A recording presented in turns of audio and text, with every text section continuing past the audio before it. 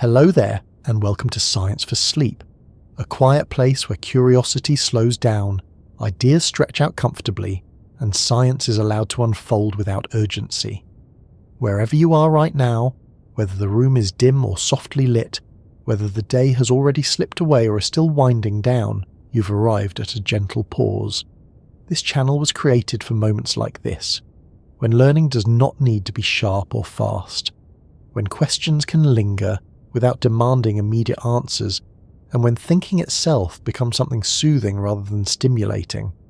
Tonight, we're going to spend some time with an idea that sounds familiar enough to feel almost ordinary, yet quietly shapes everything we experience. It's a phrase you've likely heard many times, perhaps in school, in documentaries, or casually mentioned in conversations about the universe: the speed of light. It sounds straightforward, even literal, as if it simply describes how quickly light moves through space. But beneath that simple label lies something far more fundamental, something that has surprisingly little to do with light itself. Instead of rushing into definitions or equations, it helps to let the question settle first. Why does the universe seem to care so much about this particular speed? Why does it show up everywhere in physics, quietly enforcing limits, shaping outcomes, and deciding what can happen and what cannot? And why, despite its name, does this speed govern far more than beams of light crossing the cosmos? Before we ease into that story, take a moment to notice where you are. What part of the world are you listening from right now? Is it late evening, early morning, or that soft in-between time when the day hasn't quite let go? The answer doesn't change the science, but it does change how the ideas arrive. There's something fitting about exploring limits and distances while people across the planet listen at different hours, each experiencing the same ideas through their own slice of time. If you find this space calming, if you enjoy letting science unfold slowly instead of racing toward conclusions, you're always welcome to support the channel with a like or a subscription. It helps this quiet corner reach others who may be looking for a gentler way to engage with big ideas. No pressure at all, just an invitation, offered and then allowed to drift away. Now, let's begin easing into the heart of the matter. When most people hear the phrase "the speed of light," an image forms almost instantly. A bright beam shooting through darkness, a flashlight switched on in a cave, sunlight travelling from the sun to Earth. The phrase seems to describe motion, something visual, something glowing. Light leaves a source, races across space, and arrives somewhere else. Simple enough, but this mental picture, while intuitive, turns out to be slightly misleading. Not wrong exactly, but incomplete in a way that matters. Because the speed we're talking about is not special because light happens to move that fast. Light moves that fast because the universe is built in such a way that nothing carrying information can move any faster. This distinction is subtle, and it often gets lost in how the idea is introduced. It's easy to think that light itself sets the pace, that it's somehow the fastest thing around by coincidence or convenience. In reality, light is more like a messenger that reveals a deeper rule already written into the structure of space and time. To understand why, it helps to step away from light for a moment and think about speed in general. In everyday life, speed feels relative and flexible. Cars go faster than bicycles, planes move faster than cars, signals travel faster through wires than voices travel through air. There's always something quicker, more efficient, more streamlined. Speed seems like a matter of technology and effort, not a fixed rule. Yet physics eventually runs into a boundary where this intuition stops working. No matter how advanced the engine, no matter how empty the space ahead, there is a speed that cannot be exceeded. Not by objects, not by signals, not by causes trying to outrun their effects. That speed is the one we call the speed of light, but its role is far more universal than its name suggests. One way to approach this gently is to think about how events connect to one another. Every action has consequences, but those consequences are not felt everywhere at once. If you flip a switch, the light turns on almost immediately, but not instantly. If the sun were to vanish, Earth would continue orbiting as if nothing had happened for about 8 minutes. Gravity itself does not act faster than this speed. Information, in all its forms, respects this limit. This tells us something important. The speed we're talking about is not just about motion through space, it's about how quickly reality itself can update. It's the maximum speed at which one part of the universe can influence another. That's a much deeper idea than light travelling quickly, and it quietly reshapes how we think about space, time, and cause and effect. What makes this especially interesting is that light is not unique in being fast. Massless particles, whatever form they take, all move at this same speed. It's not a property of brightness or colour or energy output. It's a property of having no mass at all. The moment something has mass, even a tiny amount, it becomes bound by slower possibilities. This leads to an unexpected realization. The speed limit comes first. Light simply obeys it perfectly. Long before Einstein formalized this idea, physicists noticed something strange. No matter how fast the source of light was moving, the measured speed of the light itself stayed the same. This defied common sense at the time. If you throw a ball from a moving train, the speed of the ball adds to the speed of the train. Light refuses to behave that way. Whether the source is moving toward you, away from you, or standing still, the measured speed remains unchanged. That stubborn consistency is not light being special out of stubbornness. It's light revealing a deeper rule. Space and time themselves adjust to preserve this speed. Lengths contract, time stretches. Events that seem simultaneous to one observer are not simultaneous to another. All of these strange effects arise not because light demands them, but because the universe enforces a single, universal speed for the transfer of information. This is where the topic quietly shifts. We're no longer asking how fast light moves. We're asking why the universe needs a maximum speed at all. If influences could travel infinitely fast, cause and effect would become unstable. Events could affect other events before they occurred. The order of cause and consequence would depend on perspective in a way that breaks consistency. Physics relies on the idea that causes precede effects in a reliable way, even if observers disagree about details. A universal speed limit protects that order. In this sense, the speed of light is better thought of as the speed of causality. It defines the structure of what can influence what and when. Light just happens to be one of the things that moves at that speed, making it visible and measurable. Even the vacuum itself, what we think of as empty space, plays a role here. The properties of space determine how electromagnetic waves propagate. Light is not racing through emptiness so much as it is interacting with the structure of space-time. That structure sets the pace. This is why the speed of light remains constant even in regions where there is nothing to slow it down. There is no medium offering resistance. There is no friction to overcome. The speed is not a result of motion through something, but a reflection of how space and time relate to one another. Once this idea starts to settle, it changes how familiar concepts feel. Distance is no longer just a measurement of separation. Time is no longer a universal ticking background. Both are woven together by this speed limit, quietly enforcing a consistent structure across the universe. As these ideas take shape, it becomes easier to see why saying the speed of light is a convenient shorthand rather than a precise description. It's a label that stuck because light was our first reliable messenger at that speed, but the rule itself applies far beyond glowing beams and visible photons. Most of us encounter the phrase long before we ever stop to think about it. It appears early in school lessons, often delivered as a fact to memorize rather than an idea to explore. The speed of light.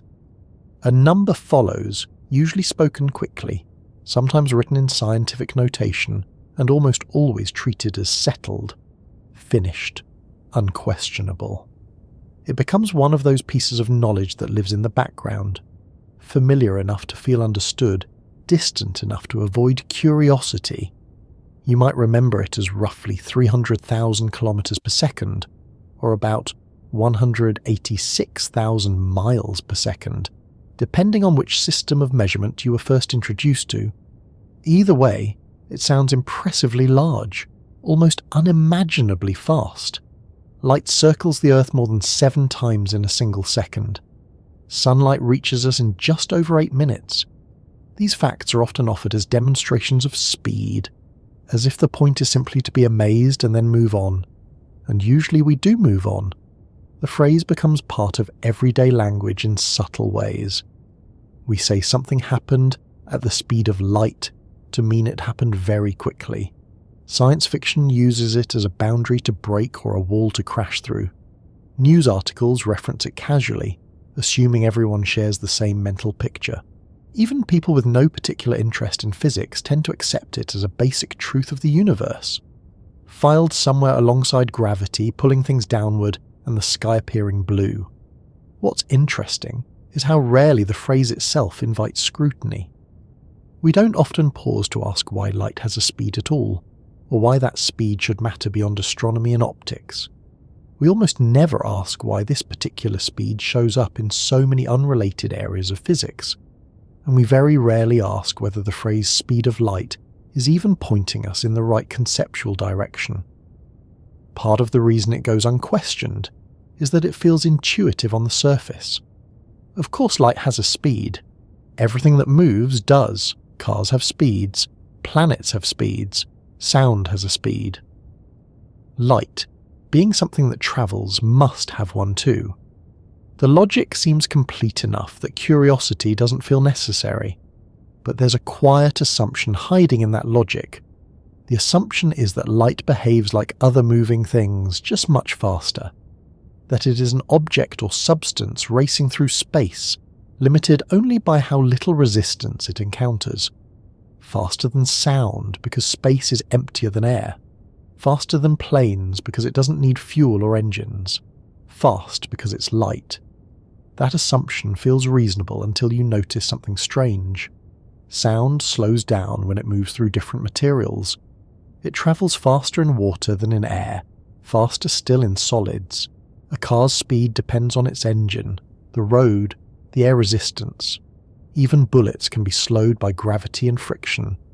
But light, in a vacuum, does not change its speed at all.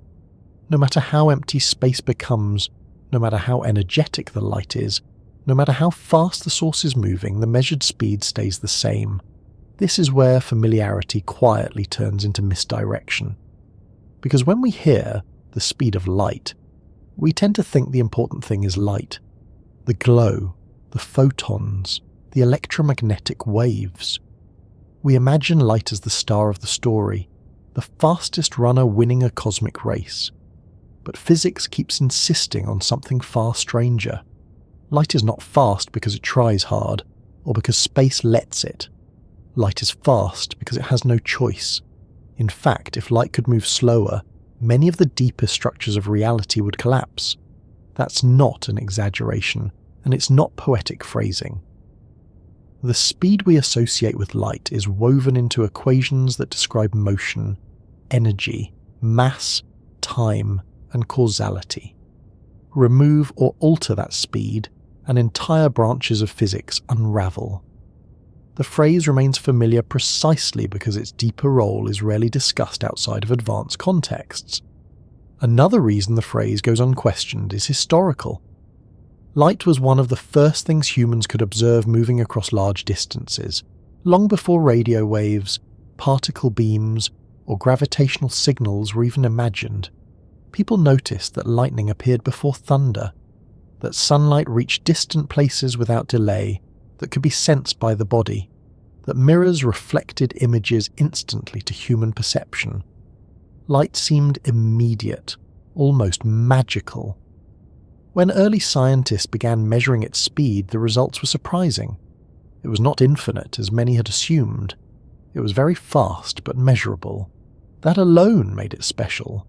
It became the benchmark, the fastest known thing, and the name stuck. The speed of light became a symbol of ultimate speed rather than a clue pointing toward a deeper rule. Language has a way of shaping thought like that. Once a phrase becomes common, it carries assumptions quietly along with it. We rarely stop to inspect those assumptions unless something breaks them. And for most people, nothing in daily life breaks the idea that light is just the fastest thing around. Even when Einstein enters the picture in popular explanations, the phrasing often remains unchanged. We're told that nothing can travel faster than the speed of light. The sentence sounds clear, but it subtly reinforces the same idea. Light is still treated as the reference object, the thing setting the limit, rather than the thing obeying it. This framing makes it easy to miss what's actually unusual. If light were simply the fastest traveller, we might expect something else to come close, or to vary slightly, or to exceed it under the right conditions. After all, throughout history, limits have been broken repeatedly. Faster ships, faster communication, faster computation. The assumption that nothing can go faster sounds like a challenge waiting to be overcome. Yet this limit behaves differently. It does not bend under better engineering. It does not yield to clever shortcuts. It doesn't depend on technology at all. It exists even in a completely empty universe, with no observers, no machines, no light bulbs, no stars. That alone should raise suspicion about the phrase, because if the speed were really about light, then light would need to exist for the limit to matter. But the equations that contain this speed do not care whether light is present. They describe how space and time relate to each other, how energy transforms into mass, how momentum behaves at high velocities. Light appears in these equations not as a cause, but as a consequence. This is one of those moments where familiarity becomes a veil rather than a guide. The phrase is so common that it feels explanatory when it's actually just descriptive. It tells us what value the speed has, not what role it plays. There's also a psychological comfort in treating it as a property of light. Light feels tangible. We see it. We feel its warmth. We switch it on and off. Assigning the limit to something visible makes it less unsettling. A universal speed limit embedded in reality itself is a much stranger idea, one that invites uncomfortable questions about determinism, locality, and the structure of time. So we quietly let the phrase remain unexamined. Even educational materials often reinforce this habit. Diagrams show light beams moving across space, arrows labelled with speeds, clocks ticking alongside them. Rarely do they pause to say, explicitly and gently, that the same speed governs things that are not light at all. Signals, interactions, the very ordering of events. As a result, many people grow up believing they understand the concept when they've really only memorized its surface. The speed of light becomes trivia rather than insight. Something to recall for exams or conversations, not something to sit with and question. But questioning it does not require advanced mathematics or abstract reasoning. It only requires noticing patterns. Why does this speed appear in equations that describe objects with mass, even though those objects never reach it? Why does energy increase without bound as objects approach it? Why does time itself respond to motion in a way that preserves this limit? These questions don't make sense if the speed is merely about light. They make perfect sense if the speed is about the structure of spacetime. Once you start looking at it that way, the familiarity of the phrase begins to loosen. It starts to feel slightly misnamed, like a street sign pointing in the general direction but missing the deeper story behind the location. The words remain useful, but they no longer feel complete. This is not about correcting a mistake so much as refining a perspective. Calling it the speed of light is not wrong. Light does move at that speed. It is one of the cleanest demonstrations we have of the limit in action. But the phrase invites us to focus on the wrong protagonist, and that misfocus has consequences. It makes later ideas harder to absorb. Concepts like time dilation, length contraction, and relativistic mass seem bizarre when treated as side effects of light's behaviour. They become far more coherent when understood as consequences of a universal speed governing all interactions. The reason this matters, even in a calm, unhurried exploration like this one, is that understanding what the speed is really about reshapes everything that follows. It changes how we interpret motion. It changes how we think about distance. It changes how we understand the phrase now. The familiar wording doesn't prepare us for that shift. It lulls us into thinking we already know what's coming. But what's coming is not an explanation of light's velocity. It's an explanation of why the universe allows change to propagate only so fast, and why that limit quietly anchors reality. As these ideas settle, it becomes easier to see why the phrase has survived unchanged for so long. It's convenient, it's catchy, it points to something visible. But convenience is not the same as clarity. At first glance, calling it the speed of light feels perfectly reasonable. Light is what we see moving. Light is what reaches us from distant stars.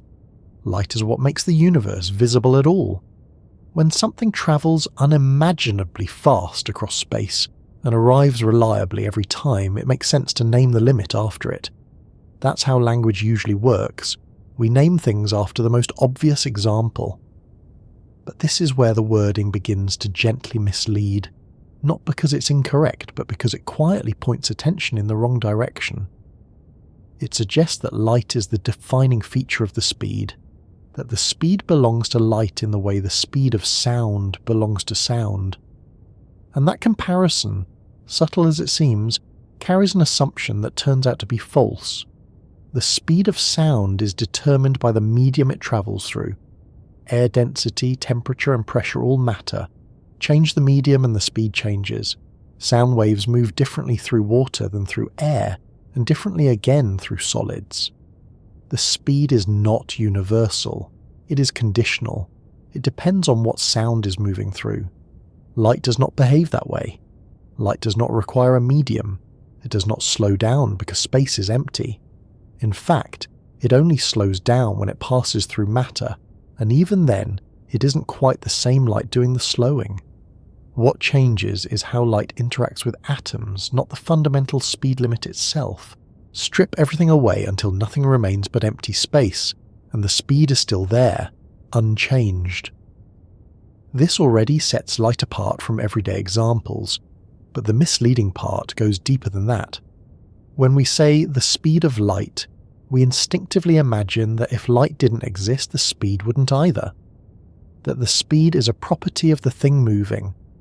But physics does not support that picture. The speed exists even in theories where light never appears. This becomes clear when you look at where the speed shows up mathematically. It appears not just in equations describing electromagnetic waves, but in equations describing energy, momentum, mass, and space-time itself. It appears in contexts where no photons are involved at all. Particles that have nothing to do with light are still constrained by this same limit. Signals that are not electromagnetic still cannot outrun it. That's a strong hint that the speed does not belong to light. Another reason the name misleads is that it frames the speed as something that objects attempt to reach.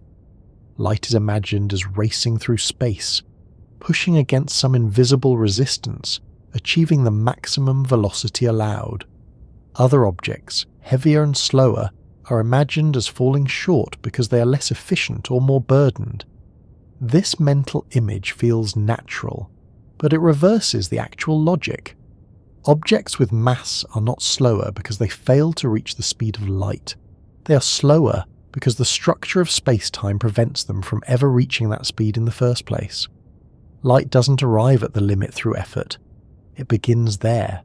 It has no option to move more slowly. That distinction matters because it changes how we understand motion itself. When something has mass, its speed can vary continuously. You can accelerate it gradually. You can add energy and watch it move faster. But as its speed increases, something unexpected happens. Adding more energy produces diminishing returns. Each increment of speed requires disproportionately more energy, until eventually further acceleration becomes impossible. This behavior makes little sense if the speed limit belongs to light. Why should light determine how energy behaves in massive objects? Why should time slow down for fast-moving clocks simply because light exists? Why should length contract along the direction of motion because photons move quickly? Those effects only make sense if the speed is a property of space-time itself. Calling it the speed of light also encourages a specific misunderstanding about relativity. Many people come away with the idea that Einstein discovered light behaves strangely, and that time and space had to adjust to accommodate that odd behaviour. In reality, Einstein started from a different place. He noticed that the laws of physics, including the speed at which influences propagate, must be the same for all observers. Light simply happened to be the most obvious example of something that always moves at that speed. The universe did not bend time to protect light. Light revealed that time and space were already flexible. This is an important reversal, and the name hides it. It suggests causation where there is none. Light did not force the universe to behave strangely. The universe behaves the way it does, and light follows along, perfectly obedient. There is also a historical reason the name stuck, and understanding that history helps explain why the misdirection persists. When scientists first began measuring the speed of light, they were trying to answer a very specific question. Does light travel instantaneously, or does it take time to move from place to place? The discovery that it had a finite speed was revolutionary. Measuring that speed became a major achievement. Naturally, the speed was associated with the phenomenon that made it measurable. Later, when Maxwell's equations showed that electromagnetic waves propagate at a specific speed, the connection became even stronger. Light was identified as an electromagnetic wave, and the speed fell neatly into place. It looked like a property of electromagnetism. But then relativity arrived, and the context shifted. The speed remained, but its meaning expanded. It became clear that this speed governed more than waves of light. It governed the structure of space-time itself. At that point, the name had already settled into textbooks, lectures, and common language. Changing it would have required changing how people thought about speed, motion, and causality all at once. Language rarely updates that quickly. So we are left with a phrase that works well enough for casual use, but carries a built-in conceptual shortcut. It points to the messenger instead of the message. It emphasizes the visible phenomenon instead of the invisible rule. Another subtle way the name misleads is by suggesting that light is always involved whenever the speed limit matters. This can make certain ideas harder to grasp. For example, when learning that gravity also propagates at this speed, people sometimes imagine gravitational effects being carried by light-like beams, as if gravity were borrowing light's properties. In reality, gravity respects the same limit because the limit applies to all interactions, not because gravity imitates light. The same confusion appears when discussing information. Information cannot travel faster than this speed, regardless of how it is encoded. Whether it's carried by photons, particles, or changes in a field, the limit holds. The speed is about information transfer, not illumination. Even the idea of simultaneity is affected. Events that are simultaneous in one frame of reference may not be simultaneous in another, and this has nothing to do with light failing to keep up. It has to do with the fact that there is no universal time that applies everywhere at once. The speed limit links space and time together in a way that makes simultaneity relative. Calling it the speed of light doesn't prepare us for that. It sounds like a statement about motion, not about the nature of time. There is also a quiet implication in the phrase that the speed is measured relative to something, like light moving through space. But in relativity, this speed is the same for all observers, regardless of their motion. That alone makes it unlike ordinary speeds. You cannot subtract your own velocity from it. You cannot chase it and measure it as slower. It remains constant. This behaviour is not something light insists on. It is something space-time enforces. Another way to see the misdirection is to imagine a universe without light as we know it. Suppose electromagnetic radiation did not exist. Suppose no photons ever formed. Would the speed limit vanish? According to modern physics, it would not. the same structure that limits interactions would remain. Other massless phenomena, if they existed, would still move at that speed. Cause and effect would still be constrained. The speed does not require light to make sense. Light requires the speed to exist. This inversion is easy to miss when the name points the other way. Even the symbol used in equations reflects this deeper meaning. Physicists use the letter C not as shorthand for light, but as a fundamental constant connecting space and time. It converts units of time into units of space and vice versa. It appears in equations even when no light is present, acting as a bridge between dimensions rather than a description of motion. That role is rarely emphasized outside of advanced discussions, but it quietly undermines the idea that the speed belongs to light itself. A conversion factor does not belong to one phenomenon, it belongs to the structure of the system. Calling it the speed of light also makes it sound like a maximum speed, in the same sense that a speed limit on a road is a maximum speed. Something you can approach, maybe even exceed if conditions allow. But this speed is not like that. It is not a guideline or a constraint imposed from outside. It is a boundary built into how motion, energy, and time relate. Objects with mass do not asymptotically approach it because they are inefficient. They approach it because the equations governing motion force them to. The closer they get, the more time itself resists further acceleration. That resistance is not friction. It is geometry. Once this starts to become clear, the name speed of light begins to feel a bit like calling gravity the speed of falling apples. It's not wrong, but it's incomplete in a way that matters if you want to understand what's really going on. Still, the phrase persists because it is familiar, and familiarity has its own inertia. It feels comfortable, it feels explanatory, and for many purposes it works well enough. But when we're trying to understand why this speed appears everywhere, why it shapes time and space rather than merely limiting light, the wording becomes an obstacle. The goal here isn't to replace the phrase with a better one, or to insist on technical precision in casual conversation. It's to loosen the grip of an assumption, to recognize that the speed is not defined by light, but revealed by it. Once that assumption loosens, the next ideas become easier to approach. Ideas about why this speed remains the same for everyone. Ideas about why time slows down instead of speeds up. Ideas about why space contracts rather than stretching arbitrarily. None of those make sense if the speed is treated as a property of a single phenomenon. They begin to make sense when the speed is understood as a feature of reality itself. When we talk about speed in everyday life, we're usually talking about something very simple. How fast an object moves from one place to another, distance divided by time. A car covers so many miles in an hour. A runner finishes a race in a certain number of seconds. Speed feels practical, measurable, and intuitive. It's something you can watch happen, something you can increase by pressing harder on a pedal or choosing a straighter path. That intuition works well at human scales, but it quietly assumes something that the universe does not actually guarantee. It assumes that space and time are fixed backgrounds, stable and independent, waiting patiently while objects move through them. In that picture, speed is just a relationship between motion and an external clock. Space stays where it is. Time ticks forward uniformly. Objects simply pass through both. But the universe does not work that way once you look closely enough. When the universe sets the rules, speed stops being just a measure of motion.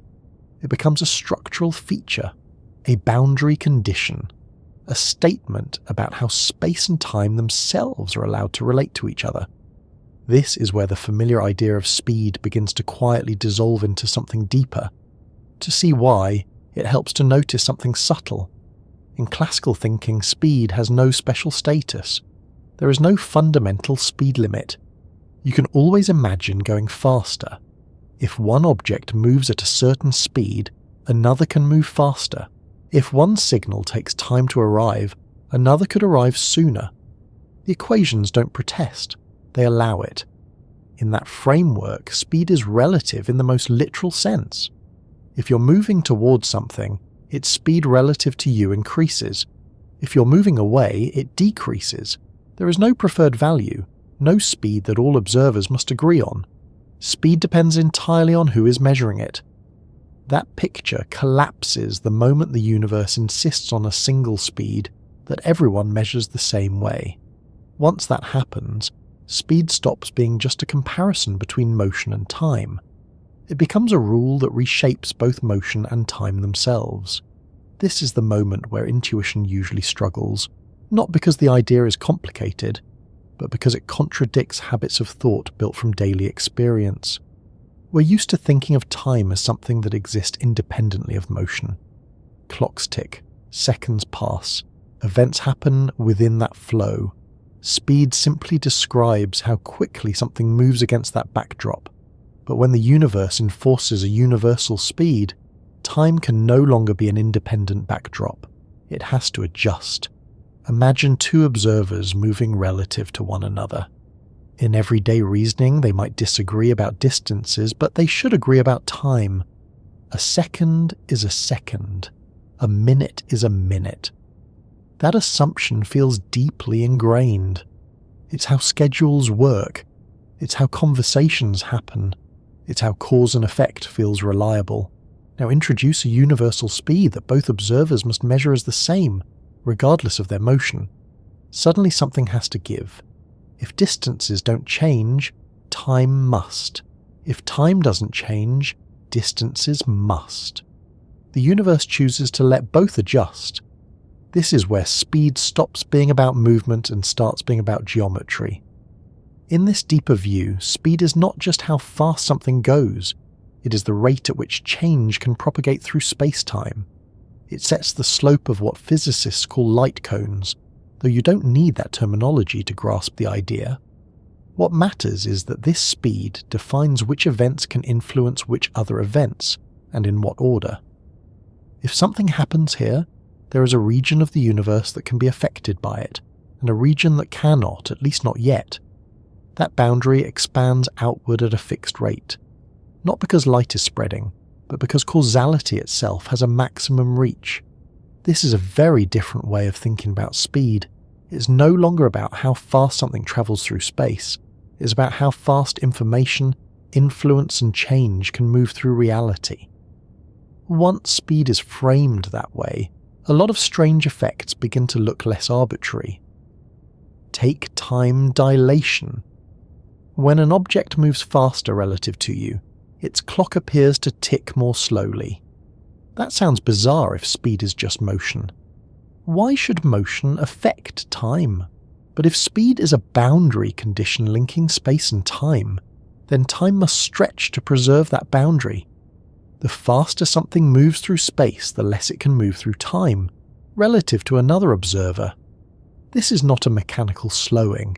Nothing inside the moving object is dragging or lagging. The clock isn't malfunctioning. Time itself is being apportioned differently between observers because the universe insists on preserving its speed limit. The same logic applies to length contraction. Objects moving relative to you appear shorter along the direction of motion. Again, this makes little sense if speed is merely about movement. Why should motion change size? But if space and time are part of a single structure constrained by a universal speed, then space must adjust as well. Speed in this context is not a property of objects, it is a property of space-time. This becomes even clearer when you consider objects with mass. In everyday thinking, mass slows things down because it takes more effort to move them. Heavier objects need more force. That intuition works well enough at low speeds, but as objects approach the universal speed limit, mass behaves strangely. The energy required to increase speed rises dramatically. Each small increase in velocity demands more energy than the last. This is not because the object is becoming heavier in a traditional sense, it's because the structure of space-time resists further reallocation between space and time. The object is already using up nearly all of its available motion budget in space, leaving almost none for time, relative to an outside observer. That resistance is not friction. It's not a force pushing back, it's a geometric constraint. Seen this way, speed is not something you add to an object. It's something you negotiate with the universe. Another everyday assumption that breaks down here is the idea that speed is symmetric. If you're moving at a certain speed relative to me, I'm moving at the same speed relative to you. That still holds. But what changes is what that speed does to time and space for each of us. Each observer experiences their own time normally. Their own clock ticks steadily. Their own body ages at its usual pace. Speed does not feel strange from the inside. The effects only appear when comparing measurements across different states of motion. This tells us something important. Speed, at a cosmic level, is not something you feel. It's something that structures relationships between observers. That's a subtle shift, but it matters. It means that the universe does not privilege any particular state of rest. There is no cosmic background speed you can measure yourself against. The only thing that remains invariant is the speed limit itself. So when we ask what speed really means when the universe sets the rules, the answer is not a number or a unit. It's a constraint that everything else must accommodate. Speed becomes the conversion factor between space and time. It tells you how much distance corresponds to how much duration when translating between different perspectives. That's why it appears in equations converting seconds into meters and meters into seconds. It's not just a velocity, it's a bridge. This is also why the speed limit appears even when nothing seems to be moving. The structure is there whether or not anything is actively racing across space. Even a stationary observer exists within spacetime shaped by that limit.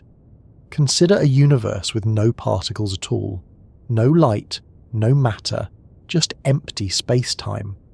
Would the speed limit exist? According to modern physics, yes. The structure that defines how events could influence one another would still be there, even if no events occurred. Speed, in this sense, is latent. It's not waiting for something to move. It's defining what movement would mean if it happened. This perspective also changes how we think about distance. Distance is not just how far apart 2 points are. It's how much separation exists relative to the maximum speed at which influence can travel. 1 billion light-years is not just a number, it's a statement about causal separation. Events that far apart cannot affect each other within a human lifetime, or even within the lifetime of civilizations. Time, too, stops being a universal flow. It becomes local. Each observer carries their own time, shaped by their motion and their position in gravitational fields. The speed limit ensures that these local times remain consistent with one another, even if they don't agree. This consistency is what keeps causality intact. Without a universal speed limit, different observers could disagree about the order of events in ways that lead to contradictions. Effects could precede causes in some frames of reference. The universe avoids that by enforcing a strict boundary. Speed, then, is the guardian of order. It's also the reason why simultaneity becomes relative. If information can only travel so fast, then observers separated by distance and motion cannot always agree on what happens at the same time. There is no global now that everyone shares. Speed prevents it. That idea can feel unsettling, but it's not chaotic, it's precise. The rules ensure that while observers may disagree about timing, they will never disagree about causality. No observer will see an effect occur before its cause within their own frame. Again, speed is doing the quiet work in the background. What's striking is how little this resembles our original intuition about speed. We started with cars and runners, we end up with space-time geometry and causal structure. The word stays the same, but the meaning transforms completely. This transformation explains why everyday analogies so often fail here. We try to imagine pushing an object harder and harder, expecting it to eventually cross the limit. We imagine light as something being chased. We imagine speed as a race. But the universe is not hosting a race. It's enforcing a relationship. Nothing with mass fails to reach the speed limit because it's slow or inefficient. It fails because reaching that speed would require time to stop flowing for it entirely relative to everything else. That's not a mechanical impossibility.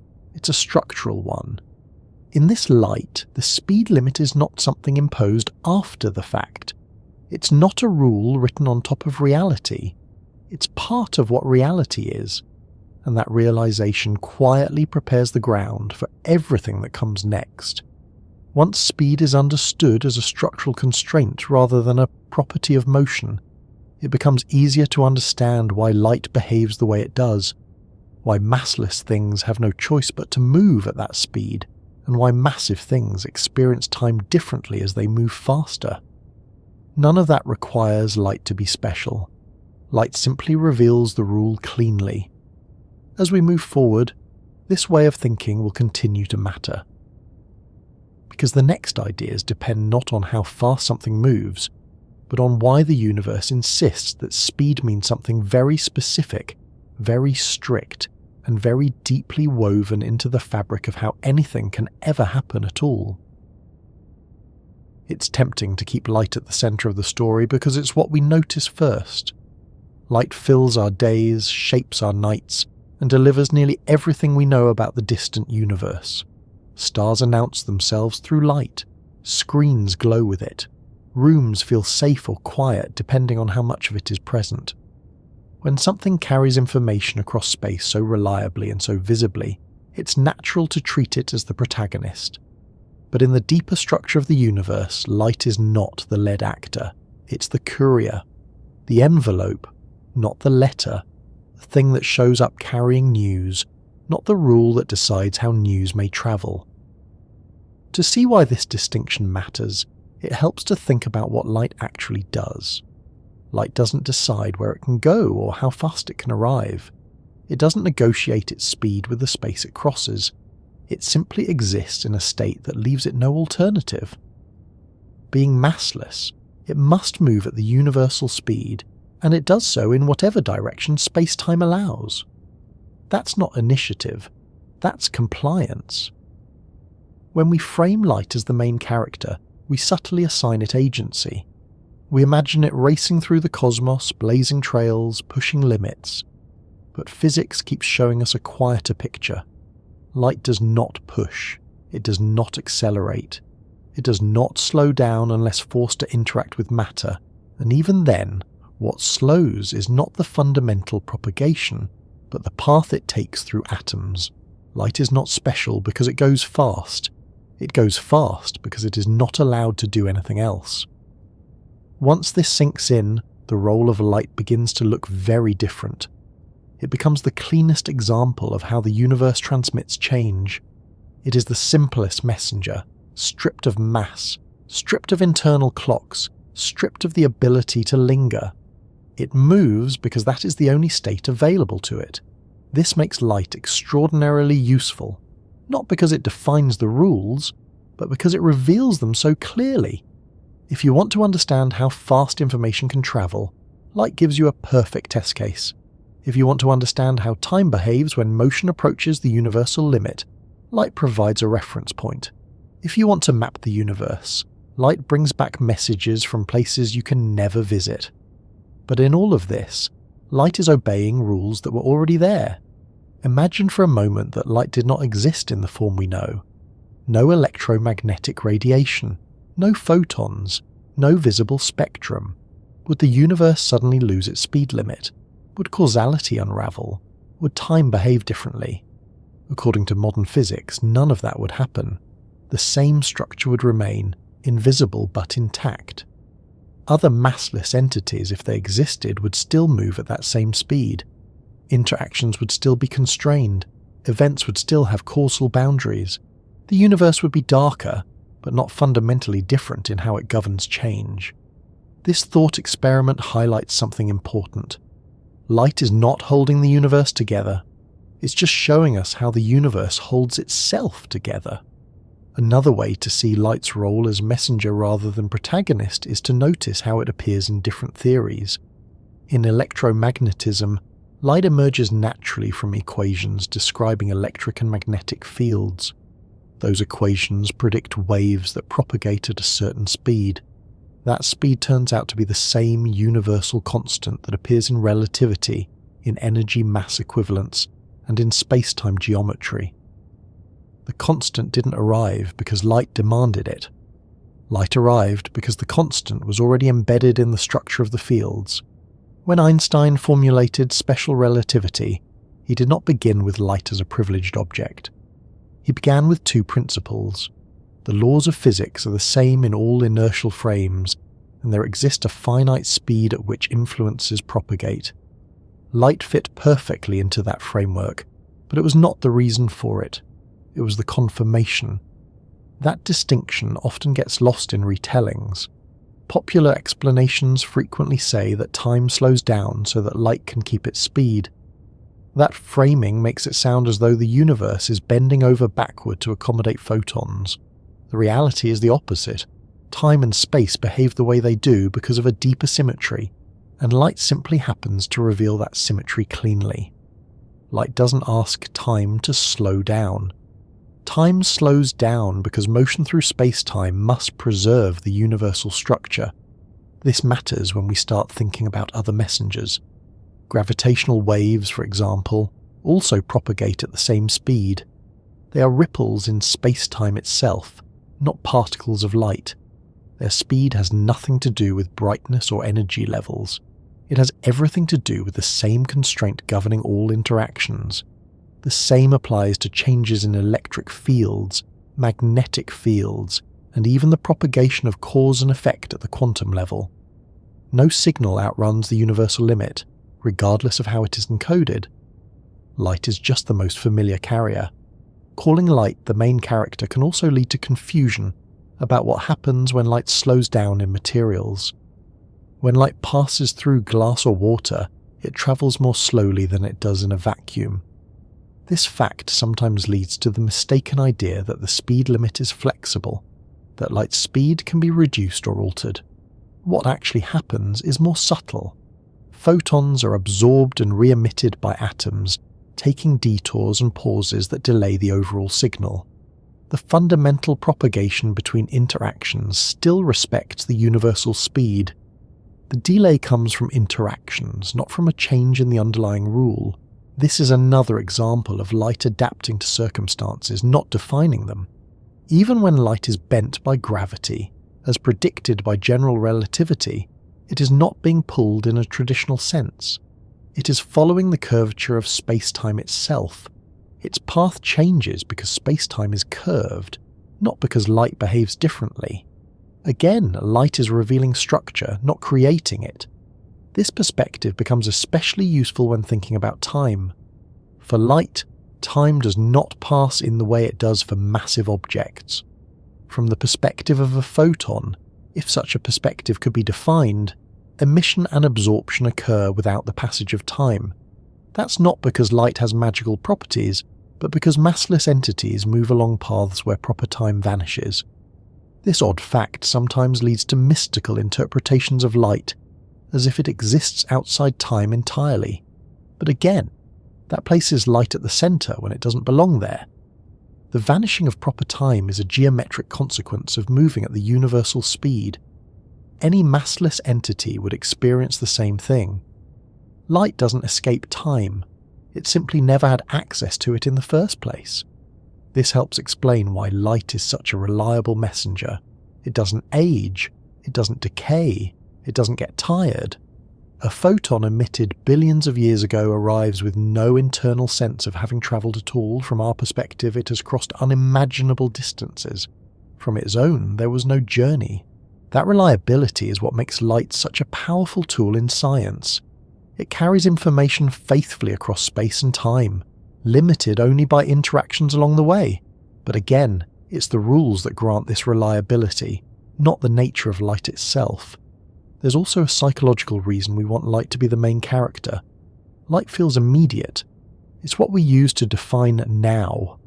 When we see something, we feel like we're experiencing it directly. But even that is an illusion created by the speed limit. We are always seeing the past, delayed by however long light took to reach us. The delay is usually too small to notice, so it feels like the present. Light doesn't collapse distance, it reveals it. Understanding this can subtly change how we think about observation itself. When we look at the night sky, We are not seeing objects as they are. We are receiving messages sent long ago. Light is delivering those messages at the maximum allowed speed, but it is still delivering them late. The universe does not update instantaneously. Light is simply the fastest update mechanism available. That brings us back to the idea of light as messenger. A messenger does not set policy. A messenger follows routes. It obeys schedules. It delivers content according to rules established elsewhere. Light does all of this perfectly. Even the fact that light can be blocked, absorbed, or scattered reinforces this role. It is not omnipotent. It does not penetrate all barriers. It does not carry all information. It carries what it can, where it can, according to the constraints of interaction. The deeper rules, however, remain untouched by these contingencies.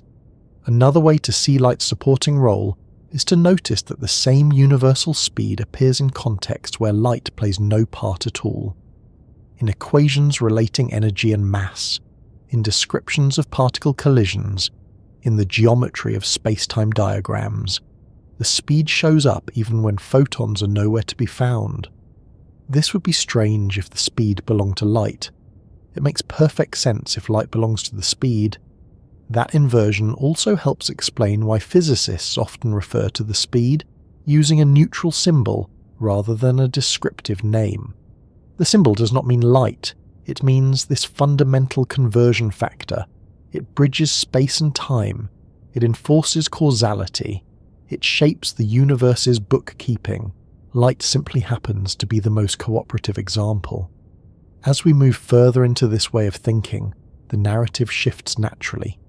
Instead of asking how fast light moves, we begin asking what it means for anything to move at all. Instead of imagining particles racing through space, we start seeing motion as a redistribution between spatial and temporal dimensions. Light, in this picture, is not the hero. It's the narrator. It tells us how the story is structured by showing us the boundaries it cannot cross. This is why calling it the speed of light, while convenient, subtly distorts the story. It keeps our attention on the courier instead of the rulebook. It encourages us to think in terms of objects and races rather than structures and constraints. But once that habit loosens, everything else begins to align more easily. Time dilation stops feeling like a trick. Length contraction stops feeling like a distortion. The idea of a cosmic speed limit stops feeling arbitrary. Light becomes what it always was, a messenger, faithfully reporting the shape of reality without ever claiming credit for it. At first, it doesn't sound like something space and time would need to negotiate. Space feels like a place, time feels like a flow, and the two seem fundamentally different. One stretches outward in all directions, the other moves forward without asking permission. In everyday experience, they don't appear to consult one another. You walk across a room, time passes.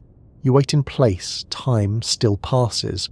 Space and time seem independent, almost indifferent to each other's behaviour. But this separation is an illusion that only works at low speeds and familiar scales. Once the universe insists on a maximum speed, space and time are forced into a quiet agreement. Neither can behave freely anymore. Neither can remain absolute. They have to cooperate in order to preserve that single, unbreakable limit. And it's this cooperation, subtle and relentless, that gives rise to many of the effects we usually describe as strange or counterintuitive. To understand how this agreement works, it helps to step back and look at what space and time were assumed to be before this limit entered the picture. In classical thinking, space was a rigid stage. Distances were fixed. 2 points were separated by the same amount no matter who measured them. Time, meanwhile, was a universal clock ticking away identically for everyone, everywhere. Events happened within this framework, but the framework itself never changed. Speed, in that world, was simple. It was how fast something moved across space as measured against that universal clock. Nothing about speed required space or time to adjust. They were passive. Now introduce a speed that all observers must measure the same way. This is where the agreement begins. Imagine two observers moving relative to each other. One is standing still, the other is moving quickly. If space and time remained rigid and universal, these two observers would measure different speeds for the same signal. One would add their own motion to the signal speed, the other would subtract it. That's how everyday speeds work. But the universe refuses to allow this for one particular speed. No matter how fast you move, no matter which direction you travel, you always measure that speed as the same. There is no way to outrun it, catch up to it, or subtract from it. For that to be true, space and time cannot remain independent. They must adjust together. If space refuses to change, time must. If time refuses to change, space must. The universe chooses to let both change in a coordinated way. This coordination is not active or intentional. Space and time are not making decisions. They are structured such that their measurements transform between observers in a very specific way, one that preserves the maximum speed automatically. That preservation is the agreement. One way to think about it is to imagine space and time as two axes on a graph. In classical physics, changing your state of motion rotates your perspective through space, but time remains fixed. Everyone agrees on the time axis, only the spatial axes shift. Once a universal speed is enforced, rotations mix space and time together. Changing your motion changes how much of each axis contributes to what you measure. What one observer calls space, another observer partially calls time, and vice versa. This mixing is not arbitrary. It is precisely calibrated so that the speed limit remains intact. As a result, space and time are no longer separate arenas. They are aspects of a single structure. What changes is not reality itself, but how different observers slice it into spatial distances and temporal durations. This explains why time dilation and length contraction always appear together. They are not independent effects. They are two sides of the same agreement. If time did not slow down for moving objects, the speed limit would be violated. If lengths did not contract along the direction of motion, the speed limit would be violated. Space and time adjust just enough, and no more than necessary, to prevent that from happening. Importantly, neither adjustment is optional. This is why these effects do not depend on the type of object involved. They apply equally to clocks, rulers, biological processes, atomic vibrations, and any other mechanism you can imagine. Space and time are not reacting to the object. They are enforcing their agreement. From the perspective of an object in motion, nothing unusual happens. Its own clock ticks normally. Its own ruler measures the same length it always did. The agreement is invisible from the inside. It only appears when measurements are compared between observers in relative motion. This tells us something crucial. The agreement between space and time is not something experienced. It is something inferred. That inference becomes unavoidable when signals are exchanged. When observers try to synchronize clocks or measure distances using signals that respect the speed limit, inconsistencies appear unless space and time adjust. Those adjustments are exactly what relativity prescribes. Once you accept this, the maximum speed stops being a feature of motion and starts being a feature of measurement itself. Measurement requires signals. Signals cannot travel arbitrarily fast. Therefore, any attempt to define space and time must respect that constraint. The agreement emerges naturally from the act of comparing observations across space. In this sense, space and time are not quietly agreeing behind the scenes. They are being forced into agreement by the requirement that information moves at a finite speed. This has profound consequences. For one, it means there is no universal present moment. If space and time adjust differently for different observers, then what counts as now cannot be globally defined. Events that one observer considers simultaneous may not be simultaneous for another.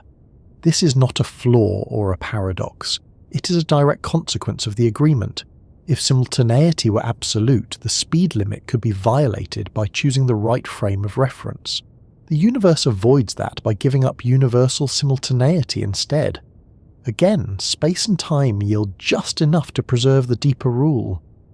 Another consequence is that causality becomes structured rather than assumed. Not everything can influence everything else. The agreement defines regions of possible influence. Events are connected by what can reach what and when. This structure is not imposed afterward. It is built into space-time itself. Without this structure, cause and effect would be observer-dependent in dangerous ways. An effect could precede its cause in some frames of reference. The agreement prevents that by ensuring that causal relationships remain consistent even when time ordering appears different. This is why the maximum speed is not negotiable. It is doing essential work. Even gravity, which feels instantaneous in everyday experience, respects this agreement. Changes in gravitational fields propagate at the same maximum speed. They do not jump ahead of time. They ripple outward, limited by the same structure governing all interactions. This was confirmed experimentally when gravitational waves were detected arriving at the same time as light from distant cosmic events. Different messengers, same rule. That rule exists because space and time enforce it together. Another way to appreciate the agreement is to consider energy and mass. The famous relationship between them includes the maximum speed as a conversion factor. Energy can be converted into mass and vice versa, but the rate at which that conversion affects motion depends on the same limit. If space and time did not agree on that limit, energy could be added without bound to produce arbitrary speeds. The agreement prevents this. As energy increases, time and space adjust to absorb it, without allowing the speed limit to be crossed. This is why adding energy eventually stops increasing speed and starts increasing inertia instead. The universe redirects the effect of energy into time dilation and length contraction, rather than violating its own structure. Again, this is not light intervening.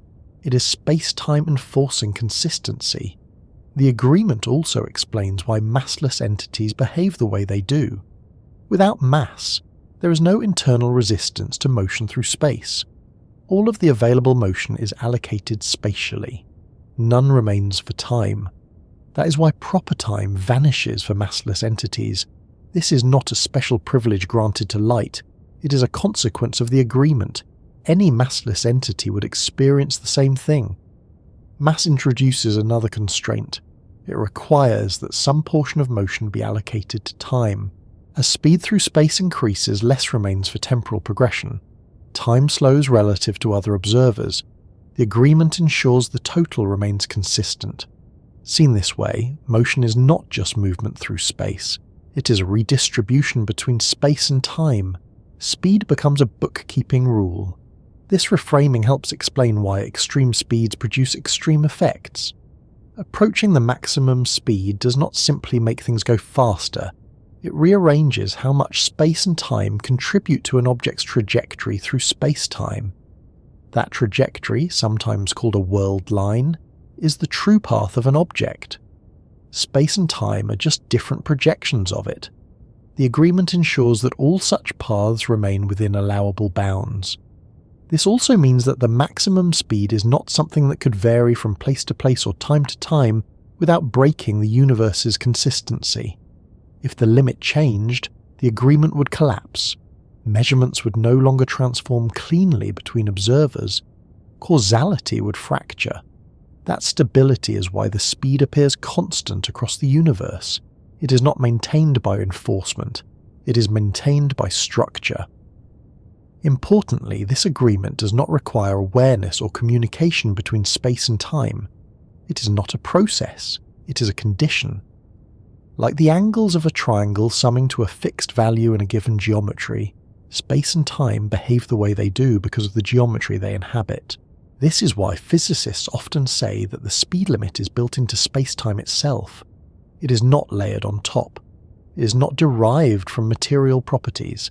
It is fundamental. Once this is understood, many lingering confusions dissolve. There is no need to ask why time slows down instead of speeding up. There is no alternative that preserves the agreement. There is no need to ask why space contracts instead of expanding. Expansion would break the limit. The universe does not choose these effects because they are elegant. It chooses them because they are necessary. From this perspective, the maximum speed is less like a ceiling and more like a seam. It is where space and time are stitched together. Pull on one and the other responds. And light, faithful messenger that it is, simply traces that seam for us. It moves along it, revealing the structure without altering it. Long before the idea of a cosmic speed limit settled into textbooks and equations, physics was drifting toward a quiet contradiction. The laws describing motion worked extraordinarily well for everyday objects, planets, and projectiles. They could predict eclipses, guide ships, and explain the fall of an apple with remarkable precision. And yet, hidden inside that success was a tension that refused to go away. By the late 19th century, scientists believed they had a nearly complete picture of how the universe worked. Space was absolute. Time was absolute. Motion could be described cleanly relative to that fixed background. Forces acted instantaneously across distance, or at least so fast that any delay was irrelevant. The universe felt mechanically elegant, like a perfectly tuned clock, but light did not quite fit. James Clerk Maxwell's equations, which unified electricity and magnetism, predicted that electromagnetic waves would propagate at a specific speed. That speed was not arbitrary. It emerged naturally from the equations themselves, and crucially, it did not depend on the motion of the source or the observer. It was simply there, embedded in the mathematics. At first, this seemed like a technical detail. Light, after all, was understood as a wave, and waves usually require a medium. Sound needs air. Water waves need water. It seemed reasonable that light waves must be travelling through some invisible substance filling space. This hypothetical medium was given a name, the luminiferous ether. The idea of the ether preserved the old picture. Space could remain absolute. Time could remain universal. Light speed would be constant only relative to this hidden medium. Observers moving through it would measure different speeds depending on their motion, just as they did with sound in air. The universe, it seemed, could keep its familiar rules, but experiments refused to cooperate. The most famous of these, conducted by Albert Michelson and Edward Morley, was designed to detect Earth's motion through the ether. As Earth orbited the Sun, it should have been moving through this invisible medium, creating an ether wind. Light travelling along the direction of that wind should have moved at a different speed than light travelling perpendicular to it. The experiment was exquisitely sensitive. It should have detected even a tiny difference. It detected nothing. No matter how the apparatus was oriented, no matter what time of year the measurements were taken, the speed of light came out the same, always. This result was deeply unsettling. It suggested either that Earth was always mysteriously at rest relative to the ether, which made little sense, or that the ether did not exist at all. Worse, it suggested that the very idea of absolute space might be wrong. Physicists tried to patch the problem. Some proposed that objects physically contracted in the direction of motion through the ether, hiding the expected effects.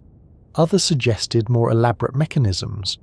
These ideas worked mathematically, but they felt artificial, like scaffolding propping up a structure that no longer wanted to stand. Enter a young patent clerk who was willing to question the structure itself. Albert Einstein did not begin by trying to explain light. He began by questioning assumptions that had gone unchallenged for centuries. What if there was no absolute space? What if there was no universal time? What if the laws of physics truly were the same for all observers, regardless of how they moved? From those questions, he took two simple principles. First, the laws of physics are the same in all inertial frames of reference. No experiment performed inside a smoothly moving system can reveal whether that system is really at rest or in motion. Second, there exists a finite speed at which influences propagate, and that speed is the same for all observers. Notice what is absent here. Light is not mentioned as a cause. It appears as an example, but not as the foundation. The principle is about influence, not illumination. From these two ideas alone, the cosmic speed limit emerges inevitably. If all observers must agree on the laws of physics, and if signals propagate at a finite speed, then that speed cannot depend on the motion of the observer. Otherwise, different observers would disagree about fundamental processes. The only way to preserve consistency is for the speed itself to be invariant. Once that invariance is accepted, the rest follows with almost uncomfortable inevitability. Time can no longer be universal. If it were, observers moving relative to one another would measure different speeds for the same signal. So time must adjust. Space can no longer be rigid. If it were, the same problem would arise, so space must adjust. The adjustments are not arbitrary. They are precisely what is required to keep the speed limit intact. Einstein did not introduce the cosmic speed limit as a new rule layered on top of physics. He uncovered it as a consequence of demanding internal consistency. The limit was not imposed, it was revealed. This is why his insight was so disruptive. It didn't add complexity, it removed assumptions, and what remained was stranger, simpler, and far more constrained. The speed limit was no longer something measured relative to a background. It became a feature of reality itself. This shift marked the birth of the cosmic speed limit as we understand it today, not as the speed of light in the narrow sense, but as the maximum speed at which cause and effect can propagate. A boundary built into space-time, not negotiated by objects moving through it. Einstein's formulation made it clear that this speed is not something you approach by going faster and faster in the usual sense. It is something that shapes how faster even makes sense. As objects gain speed, the way they experience time changes. Their internal clocks tick differently relative to others. Their spatial dimensions adjust. These are not secondary effects. They are the mechanism by which the universe enforces its limit. Importantly, Einstein did not argue that nothing could go faster simply because light did not. He showed that allowing anything to go faster would break the structure of space-time itself. It would make cause and effect unreliable. It would allow observers to disagree not just about measurements, but about the sequence of events in ways that lead to contradictions. The cosmic speed limit is not about fairness or symmetry. It is about coherence. This coherence extends beyond motion. It shapes energy and mass as well. Einstein's most famous equation reveals that mass and energy are interchangeable, linked by the square of the same speed limit. This is not coincidence. It reflects the fact that energy, motion, and time are all constrained by the same structure. As energy increases, it does not simply make things go faster forever. It begins to warp the balance between space and time. More energy means more resistance to acceleration. The limit remains untouched. This idea runs counter to everyday intuition. We're used to thinking that limits are imposed externally. Speed limits on roads are enforced by signs and laws. Biological limits are enforced by fatigue and material strength. The cosmic speed limit is different. It is enforced by geometry. Einstein's insight also clarified why the speed limit applies equally everywhere. It does not depend on the density of space, the presence of matter, or the state of motion of the observer. It is the same in deep intergalactic voids as it is near stars. It is the same now as it was billions of years ago. If it were not, the universe would lose its coherence. Physical laws would change from place to place. Signals could behave unpredictably. The agreement between space and time would fracture. That stability is why the speed limit appears so often and so reliably across different areas of physics. It is not because light is everywhere, it is because space-time is. Einstein's work also showed that the speed limit is intimately tied to the relativity of simultaneity. If there is a maximum speed for influence, then observers separated by distance and motion cannot agree on what events are happening now. They can only agree on what events are causally connected. This is not a philosophical inconvenience, it is a physical necessity. Without it, the speed limit could be violated through clever frame changes. The universe avoids that by giving up the idea of a universal present. In this sense, The cosmic speed limit forces the universe to abandon certain intuitions in order to preserve deeper consistency. What makes Einstein's insight especially powerful is how little it depends on specific phenomena. Light happens to be a clear example, but the argument does not require it. Any signal, any interaction, any causal influence must obey the same rule. The speed limit applies to everything equally. That universality is what makes it cosmic. Even when Einstein later developed general relativity, extending these ideas to include gravity, the speed limit remained. Gravity was no longer a force acting instantaneously at a distance. It became a curvature of space-time that evolves and propagates. Changes in that curvature travel at the same maximum speed. The limit survived not because it was assumed, but because abandoning it would collapse the structure. This is why the speed limit is not treated as an empirical accident. It is not something that might have been different in another universe, with slightly altered parameters. It is deeply woven into the mathematical and conceptual fabric of space-time as we understand it. Of course, that does not mean it cannot ever be questioned. Physicists continue to explore regimes where our understanding of space-time may break down, such as at quantum scales or near singularities. But even there, the speed limit remains a guiding principle. Any new theory must either preserve it or explain why the universe does not collapse into contradiction. Einstein's insight did not end inquiry, it set the terms. Perhaps the most remarkable aspect of this insight is how quietly it operates.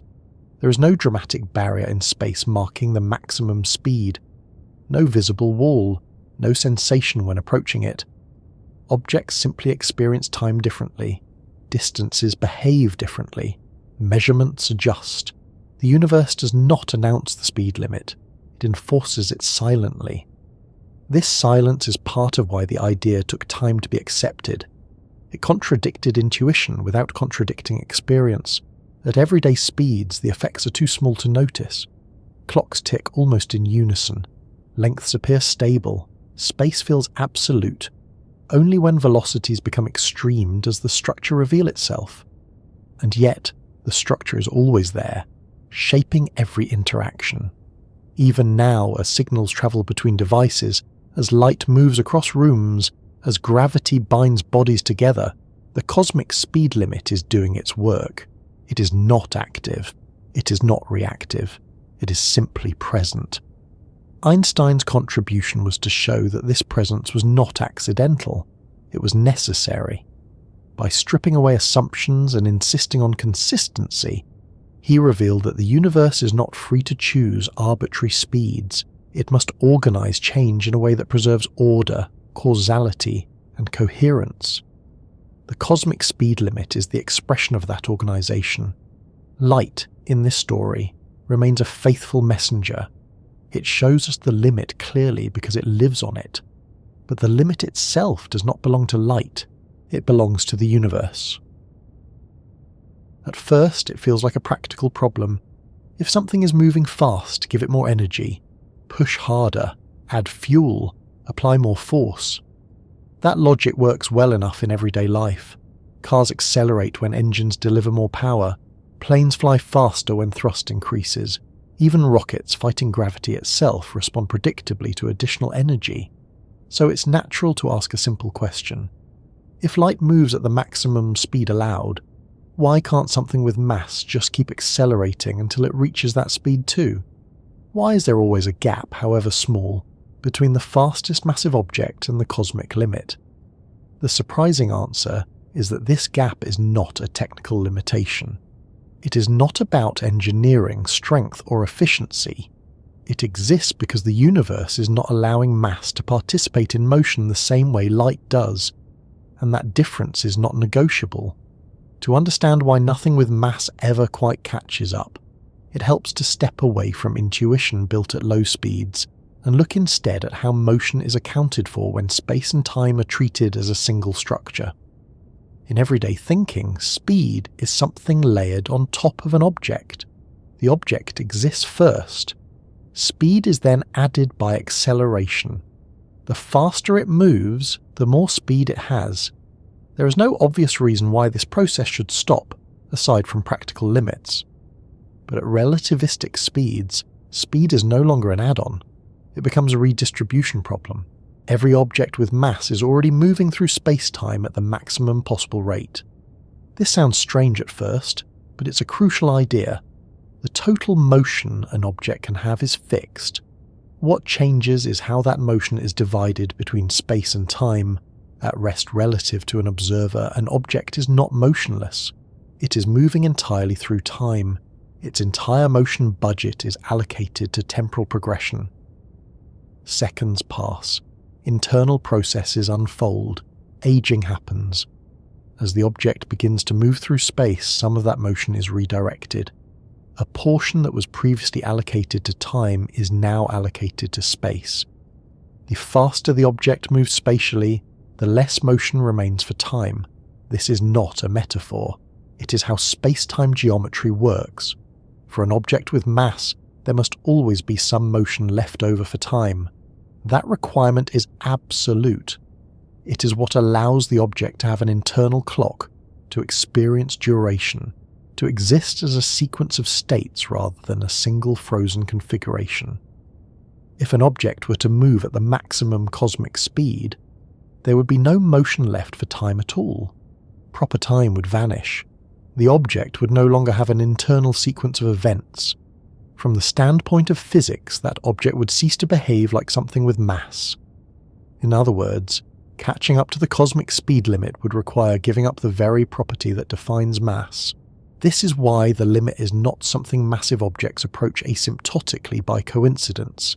They approach it asymptotically because crossing it would require a fundamental change in what they are. Energy plays a key role here, but not in the way everyday intuition suggests. Adding energy to a massive object does not simply increase its speed indefinitely. As speed increases, energy increasingly goes into changing how the object relates to time and space, rather than into further spatial motion. This is why relativistic equations show energy growing without bound as speed approaches the limit. Each additional fraction of speed requires more energy than the last, not because the object is getting heavier in a traditional sense, but because space-time is reallocating motion away from time as efficiently as it can without eliminating time altogether. The universe refuses to let that last portion disappear. This refusal is not arbitrary. If time were allowed to stop completely for a massive object relative to other observers, the structure of causality would break. That object could no longer participate consistently in cause and effect. It would exist outside the ordering of events. Light and other massless entities are permitted to do this because they do not have internal states that require ordering in time. A photon does not age. It does not decay internally. It does not carry a sequence of internal changes. It is emitted and absorbed, and that is the entirety of its story. Massive objects are different. Their identity depends on continuity through time. This distinction explains why massless entities do not accelerate to the cosmic speed. They're already there. They do not start slower and speed up. They exist in a state where all motion is spatial. No redistribution is needed. Trying to push a massive object into that same state is like trying to flatten a three-dimensional object into 2 dimensions without losing anything. Something essential must be given up. Another way to see this is to consider inertia. In everyday terms, inertia is resistance to changes in motion. Heavier objects are harder to accelerate. In classical physics, this resistance is constant. Double the force, double the acceleration. In relativistic motion, inertia increases with speed, not because the object is gaining more matter, but because space-time is resisting the elimination of temporal motion. Each increase in spatial speed encounters increasing resistance because there is less temporal motion available to trade. This resistance is not a force. Nothing is pushing back. It is a geometric consequence. This is why the phrase relativistic mass, while historically used, can be misleading. The object's rest mass does not change. What changes is how its energy relates to motion through space-time. The object behaves as if it has more inertia because accelerating it further would require collapsing its remaining temporal motion. The universe simply does not allow that. Another intuition that often causes confusion is the idea of almost reaching the speed limit. We imagine something getting arbitrarily close, just missing it by a tiny margin. Mathematically, that's correct. Speeds can approach the limit as closely as desired without reaching it. Physically, however, that closeness is deceptive. Each successive increment requires vastly more energy than the last. The difference between 90% of the limit and 99% is significant. The difference between 99% and 999% is enormous. The curve is not linear, it steepens dramatically. This is why particle accelerators, despite their sophistication, never accelerate massive particles to the cosmic limit. They get close, but the energy costs grow quickly. The machines do not fail. The universe simply enforces its rule. Importantly, this enforcement does not depend on the type of mass. It does not matter whether the object is a proton, an electron, or a spacecraft. The same structure applies. The only difference is how much energy is required to reach a given fraction of the limit. This universality is another clue that the rule is not about light. It is about mass and time. It's also worth noting that from the object's own perspective, nothing dramatic happens as speed increases. Internal processes continue normally. Clocks tick steadily. There is no sensation of time slowing down. The object does not feel heavier or strained by motion. The effects only appear when compared to another observer moving differently. This relational nature is essential. The universe does not punish objects for moving fast. It simply ensures that all observers can agree on causal structure. Time dilation and the inability to reach the cosmic speed limit are side effects of that consistency.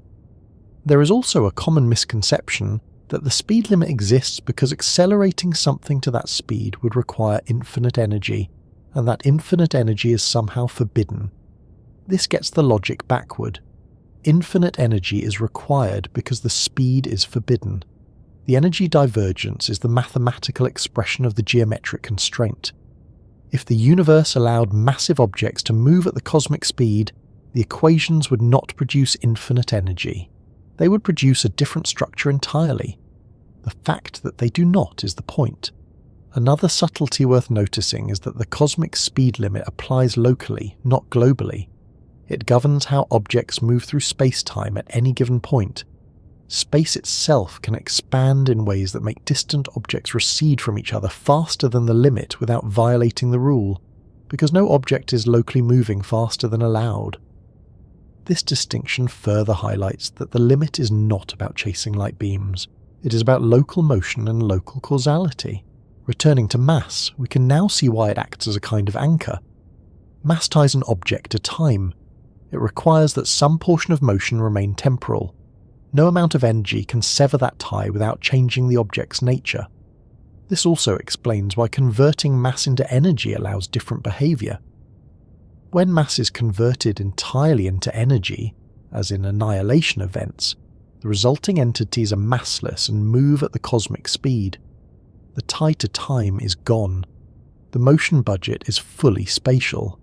In that sense, mass is not just resistance to acceleration.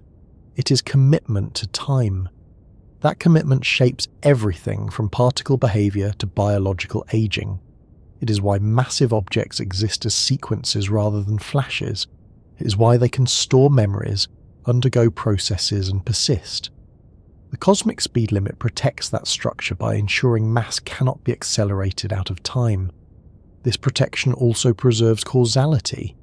If massive objects could reach or exceed the limit, they could create causal paradoxes.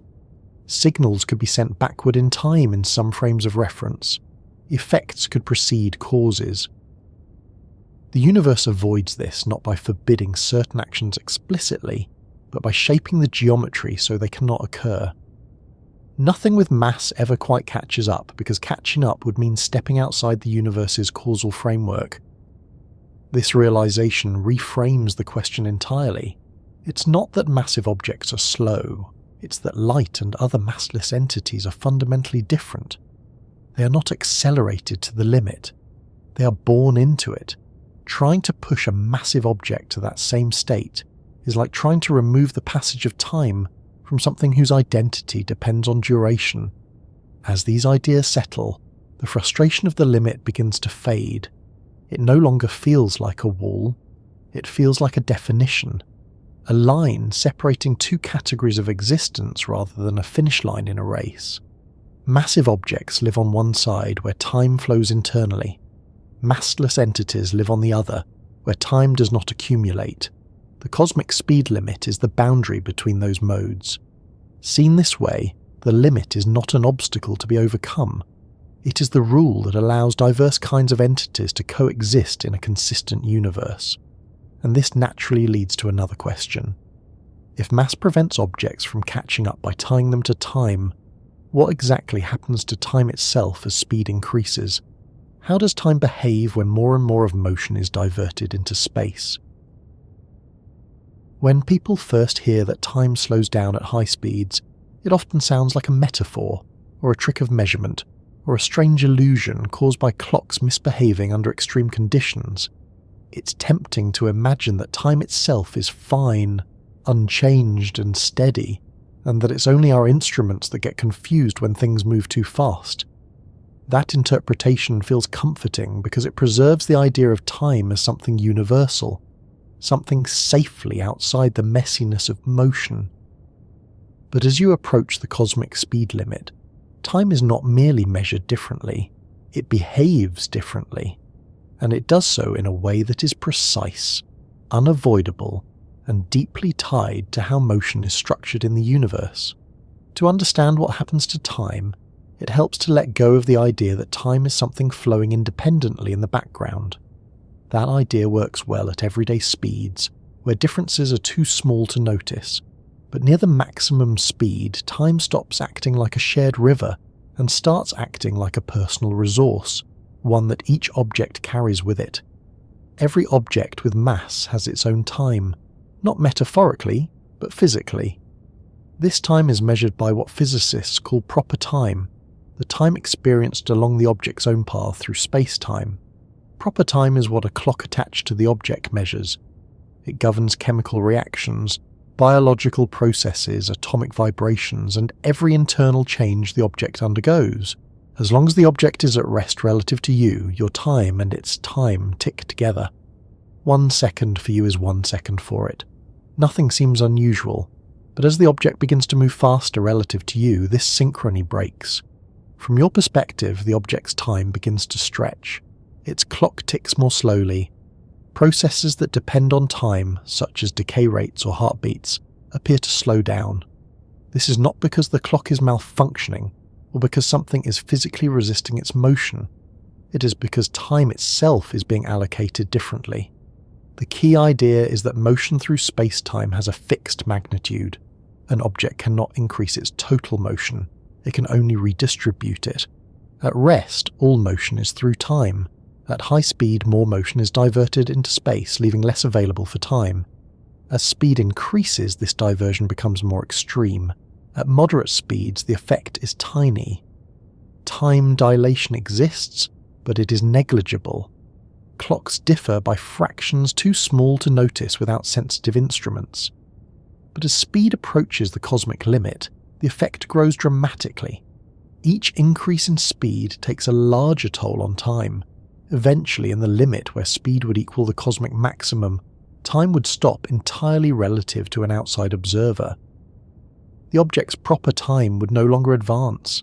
From the outside, it would appear frozen in time. This is not a theoretical curiosity. It is a direct consequence of the geometry of space-time. What's important here is that this slowing of time is not experienced internally. From the object's own perspective, nothing changes. Its clock ticks normally. Its processes unfold as usual. There is no sensation of time dragging or stretching. The object does not feel slowed down. This is one of the most counterintuitive aspects of relativity, but also one of the most important. Time dilation is not something you feel. It is something that appears when times are compared between different states of motion. This comparison requires communication. Signals must be exchanged, and those signals are limited by the cosmic speed limit. That limitation is what makes the comparison meaningful and consistent. Imagine two identical clocks. One stays with you, the other is sent off at high speed and then returns. When the clocks are reunited, the travelling clock will show less elapsed time. This difference is not due to acceleration damage, mechanical stress, or environmental factors. It is due to the path the clock took through space-time. Different paths accumulate different amounts of proper time. This is why the so-called twin scenario is not a paradox. One twin travels at high speed, turns around and returns, the other stays behind. When they reunite, the travelling twin has aged less. This is not because motion itself magically slows aging, but because the travelling twin's path through space-time involved a greater redistribution of motion into space, leaving less for time. The universe does not care about fairness, it cares about geometry. As speed increases, this geometric effect intensifies. Near the cosmic speed limit, even small increases in speed produce large changes in time dilation. Time becomes increasingly scarce. Each additional fraction of speed consumes a disproportionate amount of temporal progression. This scarcity explains why massive objects cannot reach the limit. Time cannot be reduced to zero for objects that require temporal continuity. The universe prevents that by making the energy cost infinite. But what does time slowing down really mean here? It does not mean that time itself is stretching like rubber.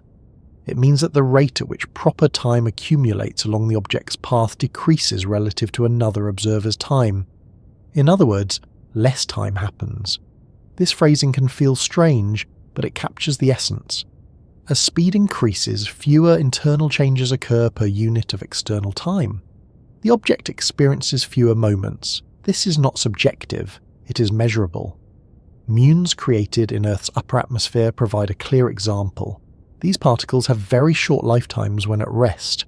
Under ordinary conditions, they should decay long before reaching the ground.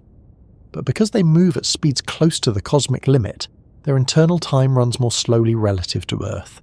They survive long enough to be detected at the surface. From the muon's perspective, nothing unusual happens. It decays after its usual lifetime. From our perspective, that lifetime is stretched. This is time dilation in action, not as a concept, but as a physical effect. As speed increases further, this effect becomes more dramatic. At sufficiently high speeds, years could pass for one observer while only days pass for another. Entire civilizations could rise and fall, while a fast-moving traveller experiences only a short journey. This is not science fiction extrapolation. It is what the equations predict, consistently and without exception. And yet, despite how dramatic this sounds, it does not allow for contradictions. Causality remains intact. Effects do not precede causes within any observer's frame. The cosmic speed limit ensures that time dilation never produces paradoxes. This is because time dilation does not allow information to travel backward in time. It only redistributes how much time accumulates along different paths. Another subtle point is that time dilation depends on relative motion, not absolute speed. There is no universal reference frame against which time slows down. Each observer experiences their own time normally. It is only when comparing paths that differences appear. This relational nature is essential. It preserves the principle that no frame of reference is privileged. The universe does not declare one clock to be the real one. It allows all clocks to be real within their own paths. This leads to an important realization. Time is not a single thing. It is not a global parameter shared by all observers. It is a collection of local experiences connected by space-time geometry. As speed increases, these local times diverge. Near the cosmic speed limit, the divergence becomes extreme. From the outside, time nearly freezes for the fast-moving object. From the inside, everything remains normal. Both descriptions are correct. There is no contradiction because they describe different perspectives. This duality often causes discomfort because it clashes with the intuition that there should be a single, objective time. But the universe does not provide one. It provides consistency instead. The cosmic speed limit is what makes that consistency possible. If time did not slow down with speed, then observers moving at different velocities could disagree about the order of events in ways that allow signals to travel backward in time in some frames. The slowing of time prevents that. It stretches temporal separation just enough to keep cause and effect in order. This again highlights that time dilation is not an odd side effect. It is a structural necessity. As speed increases, time becomes increasingly local. The idea of a shared now becomes less meaningful. Events that appear simultaneous to one observer are not simultaneous to another. The faster the relative motion, the greater the disagreement. This does not mean the universe becomes chaotic. It means simultaneity is not fundamental. Causality is. Time dilation also affects how energy behaves. As an object's time slows relative to an observer, its energy appears to increase. This is not because energy is being added mysteriously, but because energy and time are linked. Energy can be thought of as resistance to changes in time. As time becomes scarcer, energy grows. This connection is why accelerating an object near the cosmic limit becomes increasingly difficult. Each attempt to increase speed further requires working against the universe's preservation of temporal continuity. The closer you get, the steeper the resistance. At the limit itself, time would stop entirely relative to other observers. The object's path through space-time would be purely spatial. There would be no internal sequence of events, no aging, no decay, no internal change. This is exactly how massless entities behave. For light, proper time is zero. Emission and absorption occur without any passage of time along the light's path. This is not because light is special in a mystical sense. It is because moving at the cosmic speed allocates all motion to space and none to time. This makes light the perfect messenger. It does not age. It does not forget. It does not accumulate history. It simply connects events. Massive objects cannot do this. They must retain some temporal motion to exist as processes rather than flashes. Approaching the cosmic speed limit means giving up more and more of that temporal motion. Time slows. Aging slows. Processes stretch. But the universe never allows the last fraction to vanish. This gradual thinning of time also has philosophical implications, though we don't need to dwell on them to appreciate the physics. It challenges the idea that time is something everyone shares equally. It suggests instead that time is something each object experiences according to its motion. Time becomes personal, but not subjective. It is personal in the sense that it depends on the path you take through space-time, not in the sense that it depends on feelings or perception. As speed increases, time does not become fuzzy or ill-defined. It becomes more sharply constrained. This is one of the quiet beauties of the universe's design. Extreme conditions do not produce vagueness, they produce structure, and that structure explains why approaching the cosmic speed limit has such profound effects on time. It is not that time is being tampered with, it is that time was never separate from motion to begin with. Once this is understood, time dilation stops being mysterious. It becomes inevitable. When we hear about a universal speed limit, it's natural to picture something tangible trying and failing to outrun it. A beam of light racing across space, a spacecraft accelerating endlessly, a particle pushed harder and harder by immense machines. The question usually sounds like this: what can't go faster than this speed? And the most common answer is light. But that answer is only a placeholder. The real limitation is not placed on light, or on particles, or even on objects at all. It is placed on information. Once this shift is made, many loose ends quietly tie themselves together. Effects that once felt arbitrary begin to look necessary. confusions about simultaneity, causality, and time start to feel less like paradoxes and more like safeguards.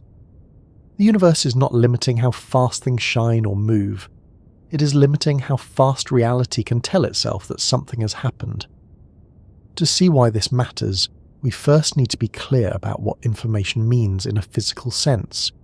This is not information as in knowledge, ideas, or data stored in a computer. It is information as the ability for one part of the universe to influence another in a distinguishable way. If something happens here and something changes there because of it, information has travelled. The mechanism does not matter. It could be a photon. It could be a particle collision. It could be a ripple in a field. What matters is that a cause produced an effect somewhere else. That transfer cannot happen instantaneously. If it could, the universe would lose its internal consistency. Imagine for a moment a universe where information could travel infinitely fast. If you flipped a switch, its effects would be felt everywhere at once. There would be no delay, no propagation, no separation between cause and effect across space. At first, that might sound convenient, but it comes with a serious problem. In such a universe, different observers could disagree about the order of events in ways that break causality. Something could be an effect in one frame of reference and a cause in another. There would be no reliable way to say what happened first. The concept of before and after would dissolve once distance was involved. The finite speed limit prevents this. By restricting how fast information can propagate, the universe ensures that cause and effect remain ordered in every frame of reference.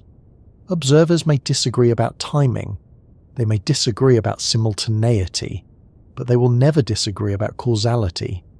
Effects will always follow causes within the light cone structure imposed by the speed limit. This is why the limit applies to everything that can carry information, not just to light. Light is simply one way information travels. It is not the rule. It is the messenger.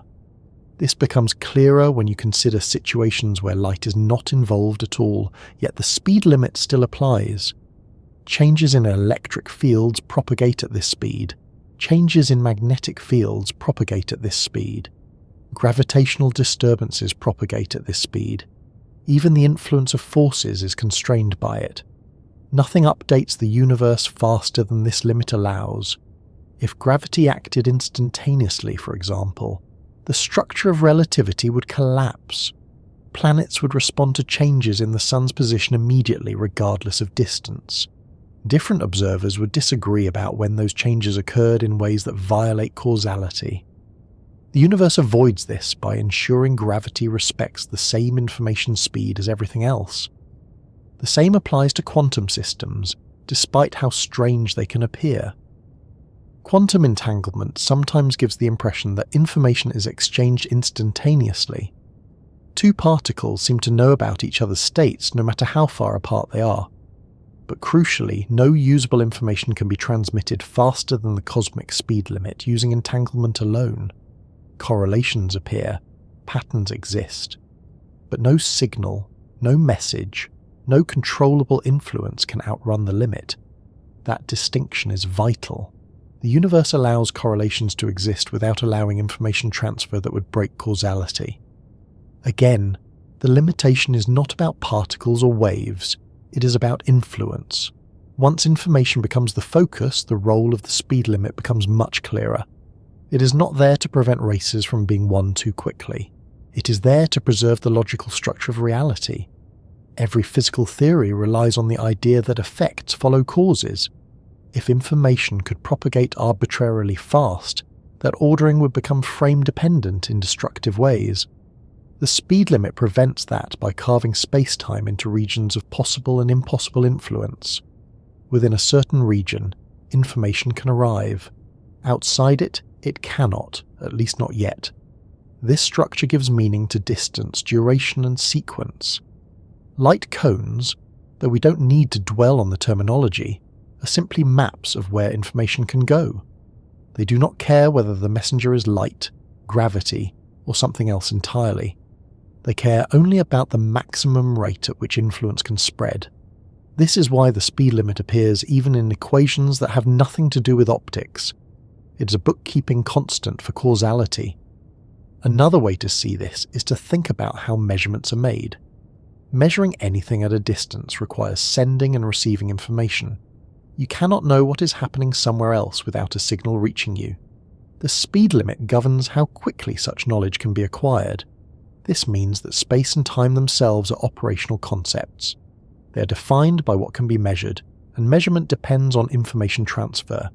The speed limit is therefore baked into the very definitions of distance and duration. If information could travel infinitely fast, there would be no meaningful separation between here and there. Space would collapse into a single point from the perspective of influence. Time would lose its directional structure. The universe avoids this collapse by limiting information speed. This also explains why the speed limit does not depend on energy, brightness, or intensity.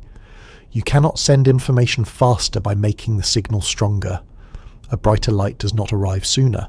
A more energetic particle does not outrun the limit. More power does not buy more speed. This is deeply unintuitive from an engineering perspective, but perfectly sensible from an informational one. Information speed is not about force, it is about consistency. Another subtle but important point is that information speed is local. It applies to how influences propagate from one point to neighbouring points. It does not apply globally in the same way. This is why cosmic expansion can cause distant galaxies to recede from each other faster than the speed limit without violating it. No information is being transmitted locally faster than allowed. The distinction between local information transfer and global separation is crucial. It reinforces the idea that the speed limit is about causality, not motion in the everyday sense. Returning to light, we can now see why it plays such a prominent role despite not being the real limitation. Light is the fastest reliable carrier of information we have direct access to. It interacts weakly with matter, travels cleanly through space, and is easy to detect. It is nature's most cooperative messenger.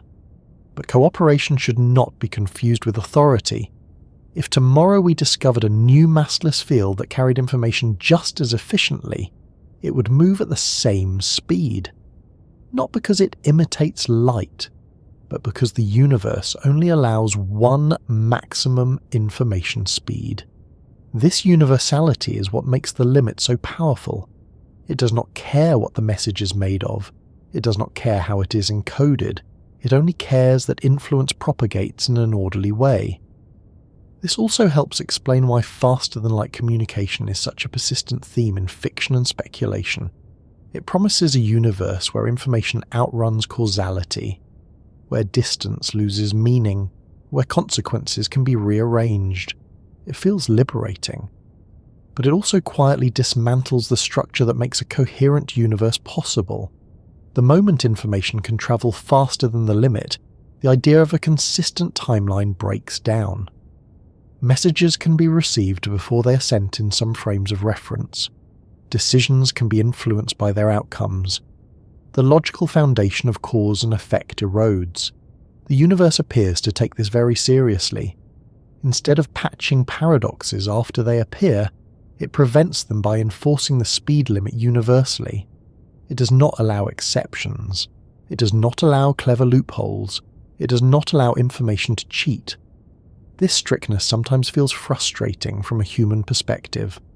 We want shortcuts. We want immediacy. We want the universe to respond instantly. But the same rule that delays messages also ensures that the universe remains intelligible. Information limitation is what allows time to have direction, space to have meaning, and events to have order. Even the concept of an event relies on information speed. An event is not just something that happens, it is something that can, in principle, influence something else.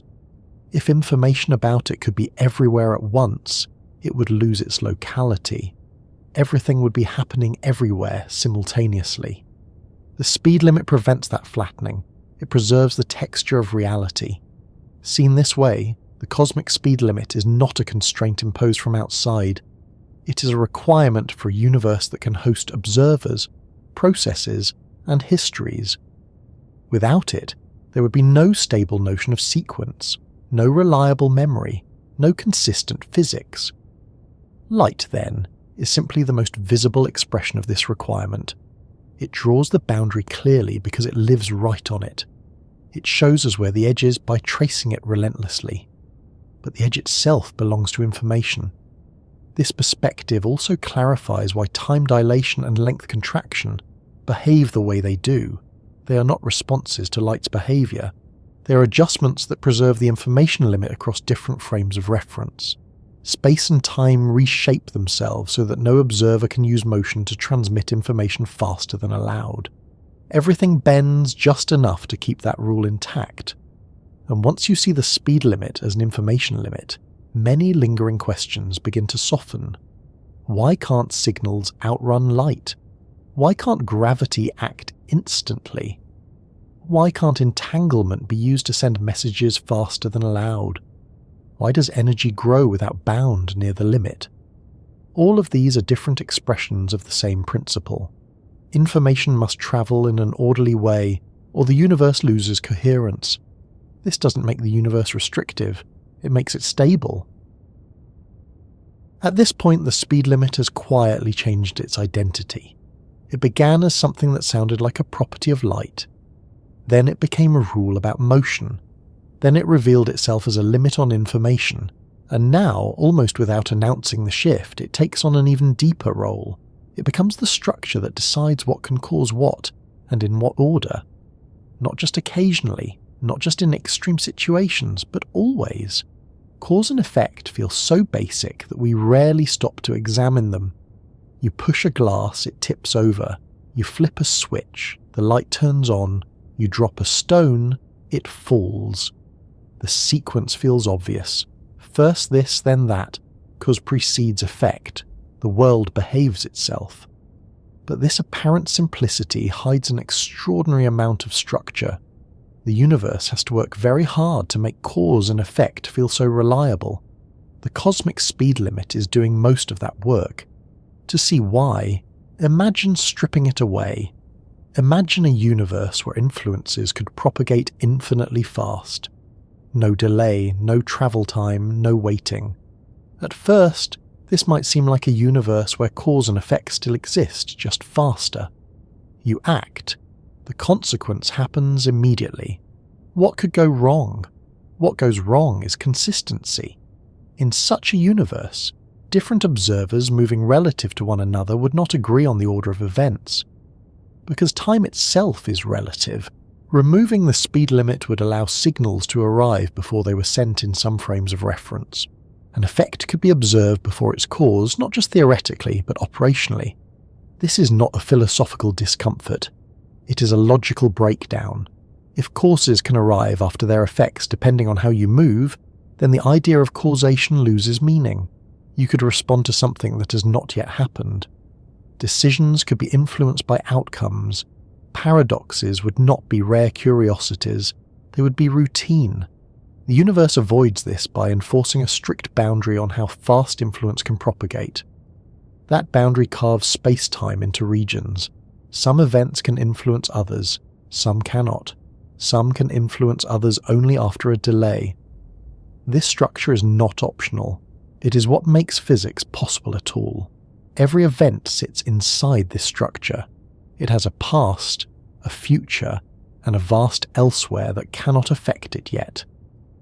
These regions are not determined by what you know or observe. They are determined by what information could possibly reach what given the speed limit. This is what gives cause and effect their backbone. Importantly, this structure does not care about human perception. It does not depend on awareness. It is not psychological. A cause is a cause whether or not anyone witnesses it. An effect follows whether or not anyone understands why. The speed limit enforces this order impersonally.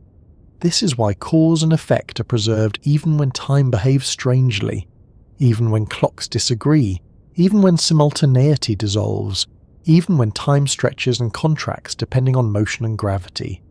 Through all of that, causality remains intact. Observers may disagree about when something happened. They may disagree about how long it took. They may even disagree about which events were simultaneous. But they will never disagree about which events could have caused which other events. That agreement is the triumph of the speed limit. Consider two events separated by a distance. If the time between them is too short for information to travel from one to the other, then neither can be the cause of the other. This statement is absolute. All observers agree on it, no matter how they move, no matter how their clocks tick. This absolute separation is what keeps the universe from contradicting itself. Now consider two events that are close enough in space-time that information could travel between them, at or below the cosmic speed limit. In that case, one can be the cause of the other. All observers agree on that possibility, even if they disagree about the precise timing. This shared agreement on causal structure is the foundation of physical law. Without it, equations would lose predictive power, experiments would lose meaning, history would lose coherence. This is why the speed limit does not merely restrict how fast things go, it defines what it even means for something to happen because of something else. Reality itself is shaped around this rule. Even the concept of an object depends on it. An object is not just a collection of particles, it is a collection of parts that influence one another over time. The parts of your body remain coordinated because information can pass between them. Signals travel through nerves, forces propagate through tissues, chemical reactions affect neighbouring molecules. All of this coordination depends on information transfer that respects the speed limit.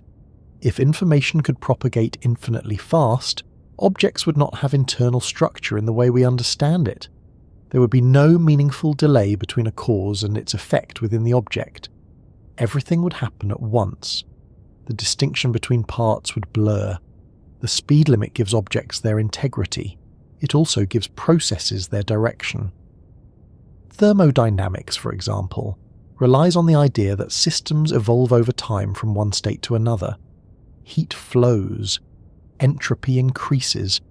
These processes are sequences, not static configurations. They require an ordering of events.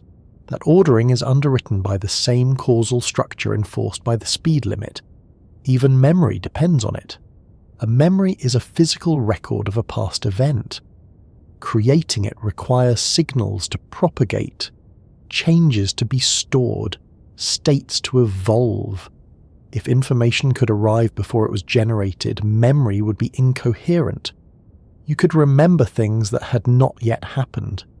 The universe does not allow this. This is not because memory is special, but because causality is.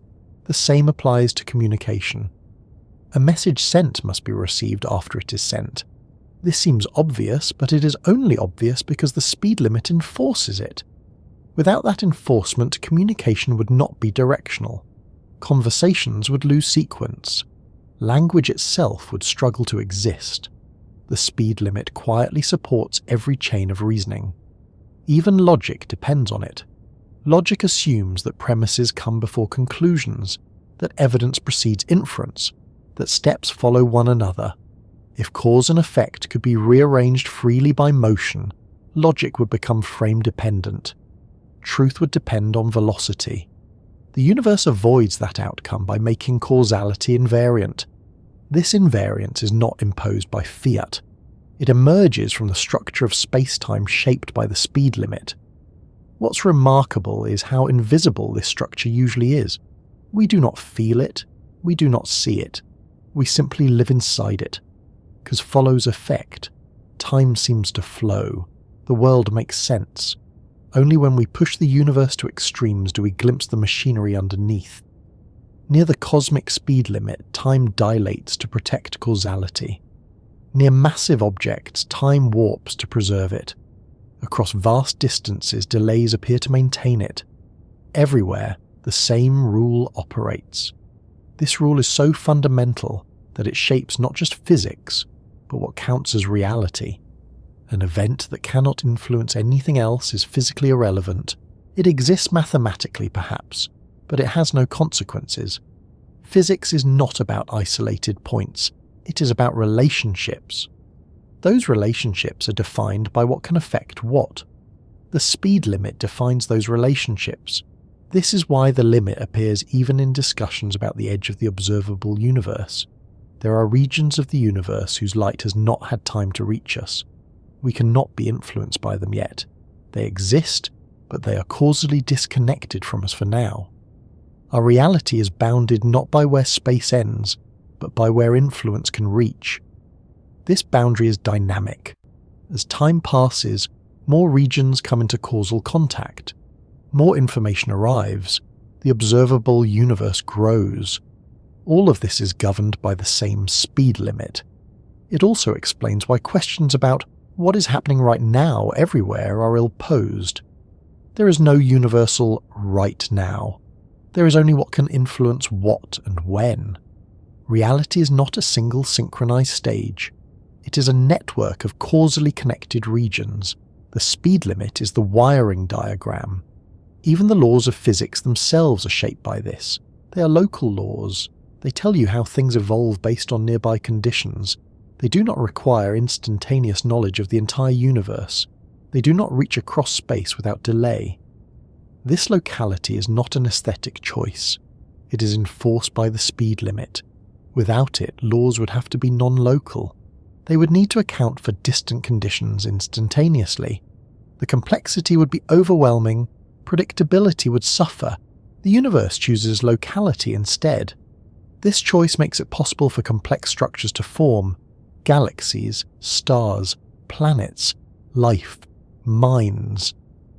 All of these rely on interactions that propagate gradually, not all at once. Complexity requires patience. The speed limit builds patience into reality. Another way to see this is to notice how the speed limit protects the arrow of time. Entropy increases because processes unfold in sequences. Heat spreads, order degrades. These trends depend on the inability of information to propagate backward in time. If signals could outrun the causal structure, entropy could decrease spontaneously in some frames of reference. Processes could reverse without explanation. The arrow of time would blur. The speed limit prevents that. It aligns the direction of causality with the direction of increasing entropy, not by coincidence, but by necessity. This alignment is why time feels directional, not because the universe insists on forward motion, but because backward influence is forbidden. This also sheds light on why faster-than-light travel is so disruptive in theoretical discussions. It's not that moving fast is problematic, it's that moving faster than information undermines the entire causal framework. Any mechanism that allows information to outrun the speed limit threatens to unravel cause and effect. That's why such proposals face enormous theoretical resistance. They are not merely challenging a speed record, they are challenging the coherence of reality. The universe appears to defend its causal structure vigorously. This defense does not involve barriers or explosions or warnings. It involves geometry. It involves time dilation, length contraction, energy divergence. All of these effects work together to ensure that no observer can manipulate motion to reorder cause and effect. The speed limit is the keystone. Light, gravity, particles, fields, all play their roles within this structure, but none of them define it. They obey it. Reality itself is organized around the principle that information has a maximum speed. Once this is recognized, the speed limit stops being a curiosity and starts being a foundation. It is not just a feature of the universe. It is part of what makes the universe a place where things can happen in an orderly way at all. Once the speed limit is understood as a rule about information and causality, another consequence begins to emerge, one that is quieter but just as profound. This speed does not merely decide how events influence one another. It also decides what can ever be known by anyone, anywhere, no matter how clever the instruments or how patient the observer. Knowledge feels abstract, almost philosophical, but in a physical universe it has very strict requirements. To know something means to be influenced by it. A fact becomes known only when information about it reaches you and alters your state in some way. Whether that alteration is a change in a detector, a memory in a brain, or a mark on a recording device. If no information arrives, no knowledge forms.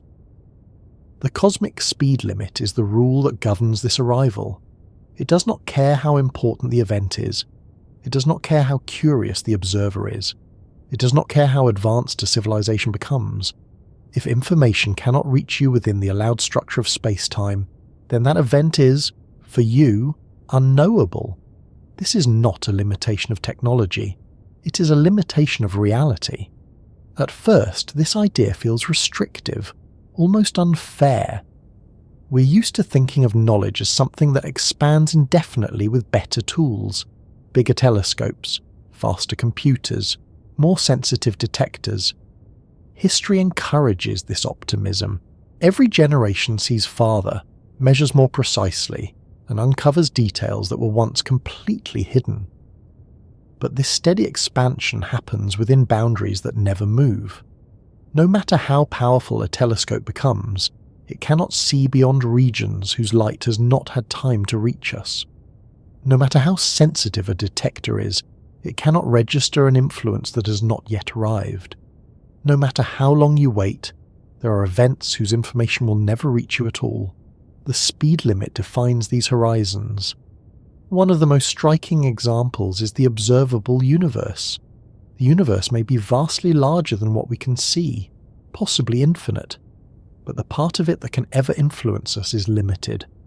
There are regions so distant that even if they emitted light billions of years ago, that light is only just arriving now.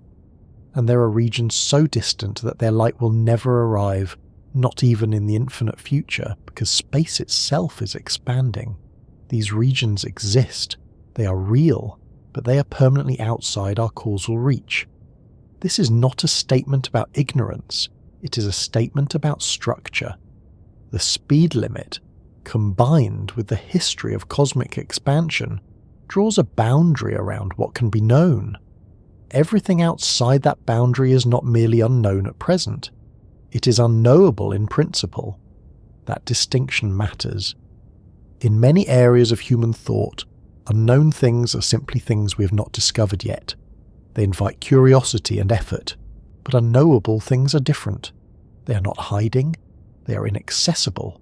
No experiment can reach them, no signal can bring them closer. The universe contains facts that will never enter any book, never appear on any screen, never be thought by any mind.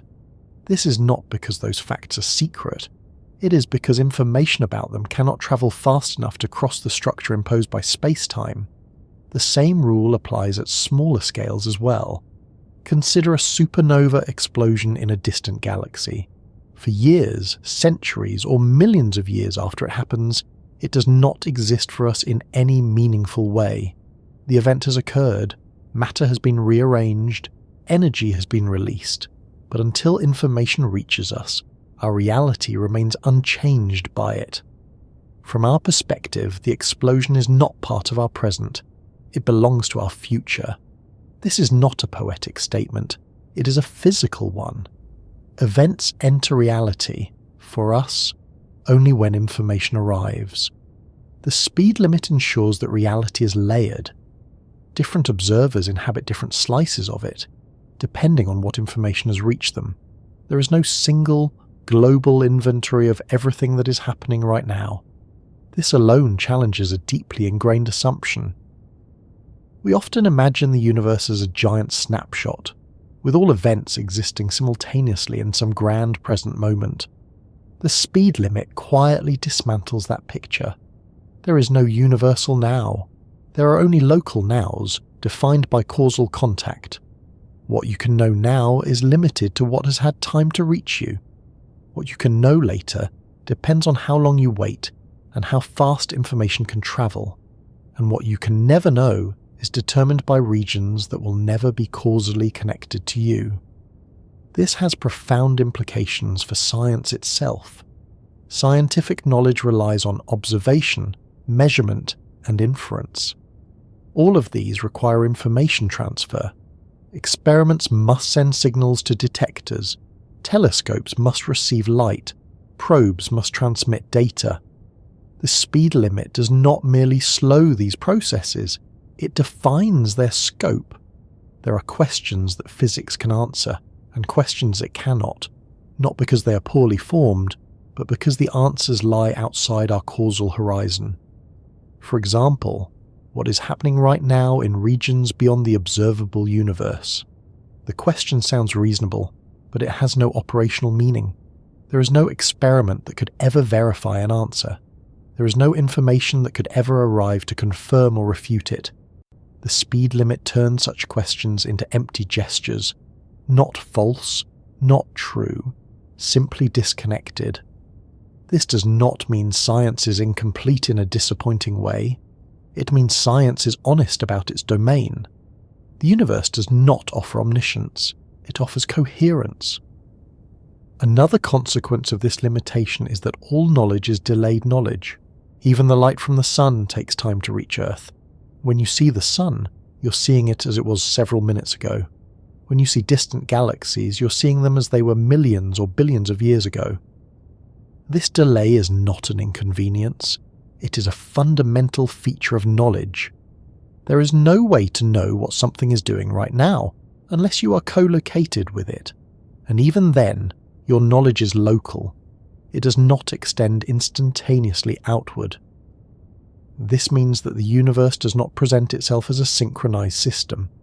It presents itself as a patchwork of local realities, each stitched together by signals travelling at a finite speed. The speed limit is the stitching. This stitching also explains why prediction is possible at all. If information travelled infinitely fast, the state of the universe at one point would depend instantaneously on the state of the entire universe. Local prediction would be impossible. You would need to know everything everywhere at once to predict anything anywhere. The speed limit prevents this. It allows local laws to operate based on local information. You can predict how a system will evolve without knowing what is happening across the universe, because distant events cannot influence the system immediately. This locality is what makes science workable.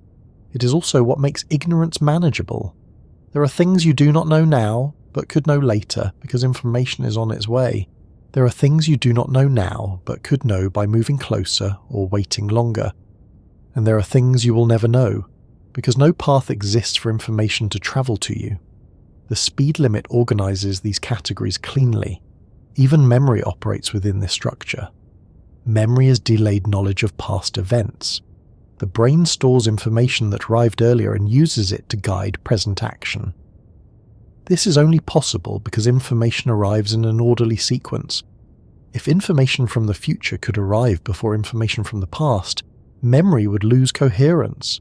The speed limit prevents that by aligning information flow with the arrow of time. This alignment ensures that knowledge accumulates rather than scrambling itself. It also explains why surprise is possible. Surprise occurs when information arrives that conflicts with expectations. If information could arrive instantly from everywhere, there would be no delay, no anticipation, no unfolding. Everything would be known at once. The speed limit preserves the experience of discovery. At a deeper level, this limitation also defines what questions can meaningfully be asked. A meaningful question in physics is one that can, in principle, be answered by observation or experiment. If no information pathway exists that could ever provide an answer, the question falls outside the domain of physical inquiry. This is not a failure, it is a boundary. The universe draws a line between what can be investigated and what cannot, and that line is traced by the same speed limit that governs light, gravity, and causality. Even the idea of a theory of everything is shaped by this. Such a theory would not give us access to everything that exists. It would give us rules describing how everything behaves within the causal structure we inhabit. It would tell us how information flows, not what lies forever beyond reach. This perspective can feel humbling, but it is also clarifying. It reminds us that knowledge is not a passive mirror of reality. It is an active process constrained by physics. The speed limit ensures that no observer can step outside the universe's informational structure to gain a God's eye view. every observer is embedded. Another subtle consequence is that knowledge is always incomplete in a specific way. It is incomplete not because we lack effort or intelligence, but because the universe does not allow total access. This incompleteness is not arbitrary. It is structured, it has edges, and those edges are defined by the speed limit. Even communication between observers reflects this. You cannot instantly share knowledge with someone far away. Messages take time, conversations unfold, misunderstandings occur because information arrives late or partially. The speed limit ensures that coordination requires patience. This may sound inconvenient, but it is also what allows independent observers to exist. If everyone were instantaneously informed of everything, individuality would collapse. There would be no separation between minds, no privacy, no locality. The speed limit preserves separation. It also preserves history. History exists because information about past events continues to influence the present. Records, memories, fossils and radiation all carry information forward. But that information arrives in layers, not all at once. The past does not overwrite the present instantly. It seeps into it gradually. This gradual seepage is governed by the speed limit. Another way to see this is to consider horizons closer to home. Even on Earth, there are informational delays. Earthquakes are detected only after seismic waves arrive. Storms are predicted based on data that takes time to collect. Decisions are made with incomplete information because complete information is unavailable at the moment of choice. These limitations are mundane expressions of the same rule.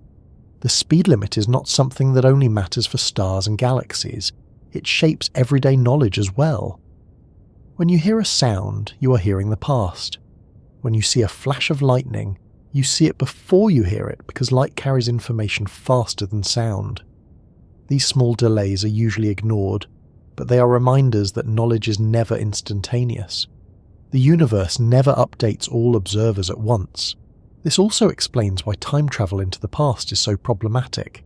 To change the past, information would need to arrive before it was generated.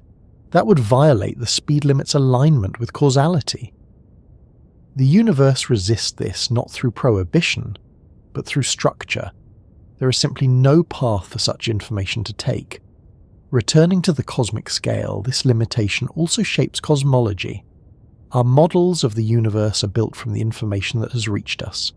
They are necessarily models of the observable universe, not of the universe as a whole. This does not make them wrong. It makes them contextual. We infer properties of regions beyond our horizon using theoretical extensions, but those inferences can never be directly confirmed. They remain plausible, not provable. The speed limit ensures that some parts of the universe remain forever theoretical. This is not an accident. It is a consequence of how reality is stitched together. Even within the observable universe, there are delays that matter. Events we observe now may already have changed. Stars we see may no longer exist. Galaxies may have collided or dispersed. Our knowledge is always about what was, not what is. This is not a flaw in observation. It is the nature of observation. The speed limit guarantees that knowledge is retrospective, that retrospectivity also protects the consistency of experience. If information arrived before events occurred, anticipation and reaction would blur. Decision-making would become incoherent. The universe would not support stable observers. By ensuring that information arrives after causes, the speed limit makes experience possible. Seen this way, the limit is not merely a restriction. It is a condition for meaning. It gives shape to learning. It gives structure to memory. It gives direction to explanation. It ensures that the universe can be explored gradually rather than consumed all at once. As this perspective settles, it becomes clear that the speed limit is doing far more than limiting motion. It is limiting access, influence, and awareness in a precise and necessary way. When we first encounter the concept of the cosmic speed limit, it often feels like a curious fact. an odd rule of nature that we must accept because it is written into the equations of physics. We come to think of it as a necessary restriction on motion, something that forces everything to obey a particular pace. But to truly understand the speed limit's significance, we must ask a deeper question. Why does the universe need a speed limit at all? Why isn't there room for faster-than-light travel, for instantaneous communication, for an even greater freedom of action? On the surface, this question sounds like it's challenging a mere physical constraint, something that limits how fast we can go. But, as we begin to explore it, we realize that the speed limit is not just a mechanical detail in the functioning of the universe. It is the cornerstone of reality itself. It is what allows the universe to operate with consistency, coherence, and stability. In a deeper sense, the speed limit is not just a feature of the universe, it is the universe's organizing principle. Let's start by considering the basic nature of the universe before the speed limit existed. What would a universe without this boundary look like? In a world without a maximum speed for the transfer of information, there would be no sense of order. Causality, the principle that causes always precede effects, would not be universally valid. Imagine a scenario where a distant event influences another instantly. Now suppose two observers are moving at different speeds relative to each other. In one frame of reference, the effect occurs before the cause, while in another frame, the cause precedes the effect. This would create a universe where the order of events was not fixed. It would allow for paradoxes where an event could be both its own cause and its own effect. This is not just abstract theory. Such paradoxes are logically incoherent and would unravel the structure of reality itself. This is where the speed limit comes in.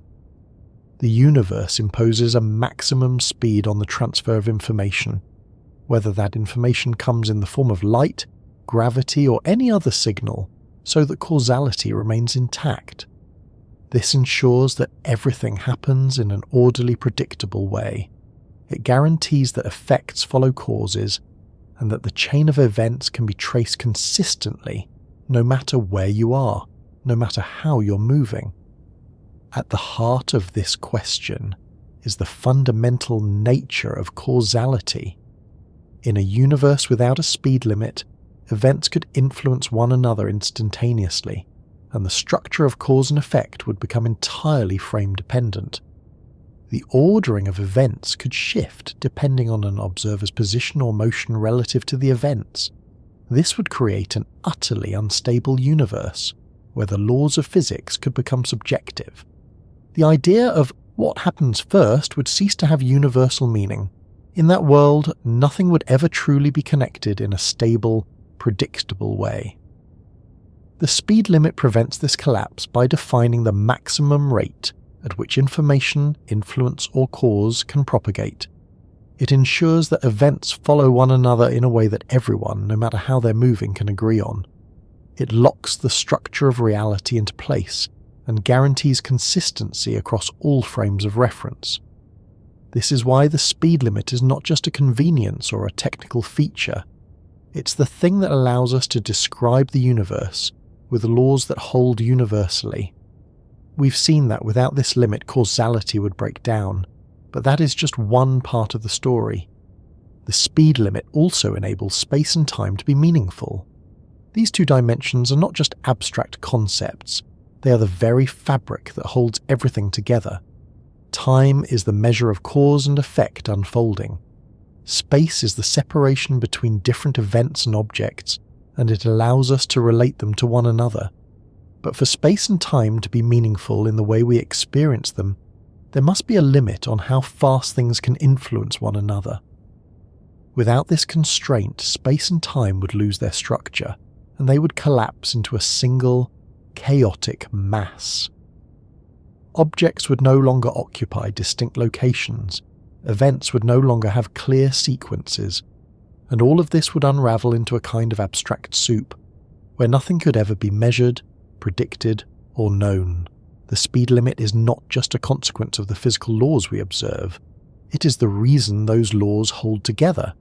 It is what allows objects to move through space, to age over time, and to influence one another with predictability and consistency. It turns space and time from something abstract and relative into the concrete structure we experience in our daily lives. Another aspect of this is the preservation of locality. Locality means that an event at one point in space cannot influence an event at another point faster than information can travel between them.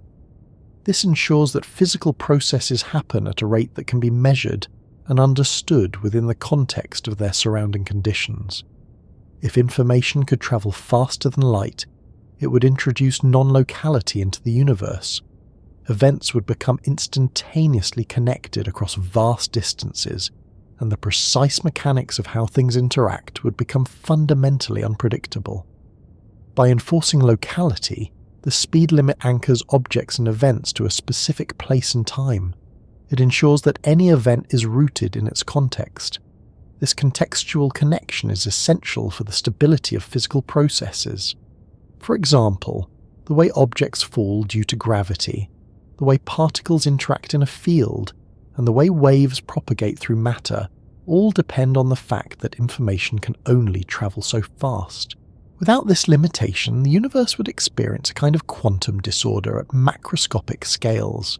The gravitational force would act instantaneously across galaxies, electric fields would communicate with infinite speed, and particles would interact in ways that could not be anticipated. Local laws of physics would cease to have the same meaning. They would become conditional, non-universal. One of the most profound consequences of the speed limit is its impact on the arrow of time. Time is directional. It flows in one direction, from past to future. This is something we experience every day. But time is not just a simple ticking of a clock. It's the way events unfold in sequence, the way cause gives birth to effect. The cosmic speed limit defines the rate at which causality moves forward. Without it, time could become more fluid, more chaotic. Effects could occur before their causes, creating a situation where past and future become meaningless. This is exactly why time cannot travel backward, and why processes like entropy unfold in one direction. The speed limit's role in preserving the arrow of time makes it a necessary feature of a stable universe. Without it, there could be no clear distinction between cause and effect, no reliable sense of past and future. Time itself would lose its structure, and with it, everything that depends on time, aging, memory, history, and even the concept of self. The speed limit's presence in the universe also answers a more subtle question. Why is the universe measurable in the way we experience it? If we could know everything about the universe instantaneously, nothing would have to unfold over time. If we could access all knowledge at once, there would be no process, no change, and no development. Everything would be simultaneously true and false, happening and not happening, with no cause and effect to give meaning to events. This is where the speed limit becomes crucial. By restricting the speed at which information can travel, it creates a measurable reality, one in which change occurs gradually and predictably. Events unfold in sequences. Information takes time to travel from one point to another. As information accumulates over time, we learn, adapt, and grow. Change becomes something we can observe and track.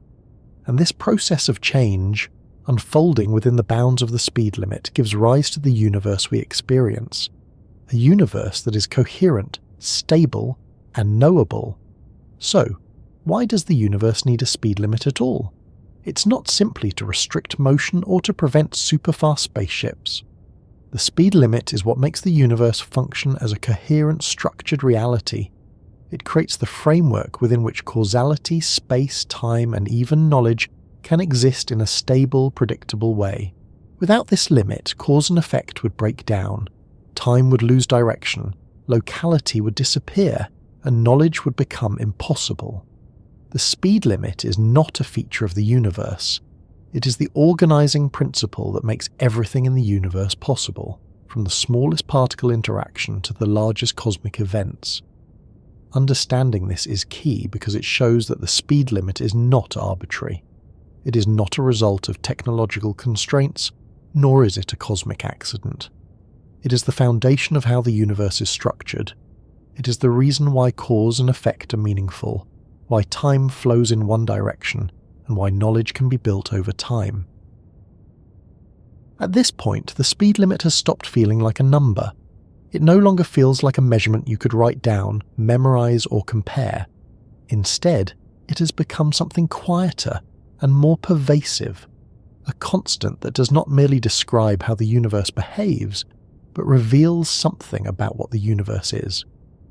When physicists refer to this speed as a constant, they are not talking about constancy in the casual sense, like a value that happens to stay the same over time. They mean something deeper. This constant is woven into the structure of reality so thoroughly that removing it would require rebuilding the universe from the ground up. It is not an ingredient added late, it is part of the recipe itself. So what does that tell us about the nature of reality? To approach that question, it helps to notice how unusual it is that the universe contains such a constant at all.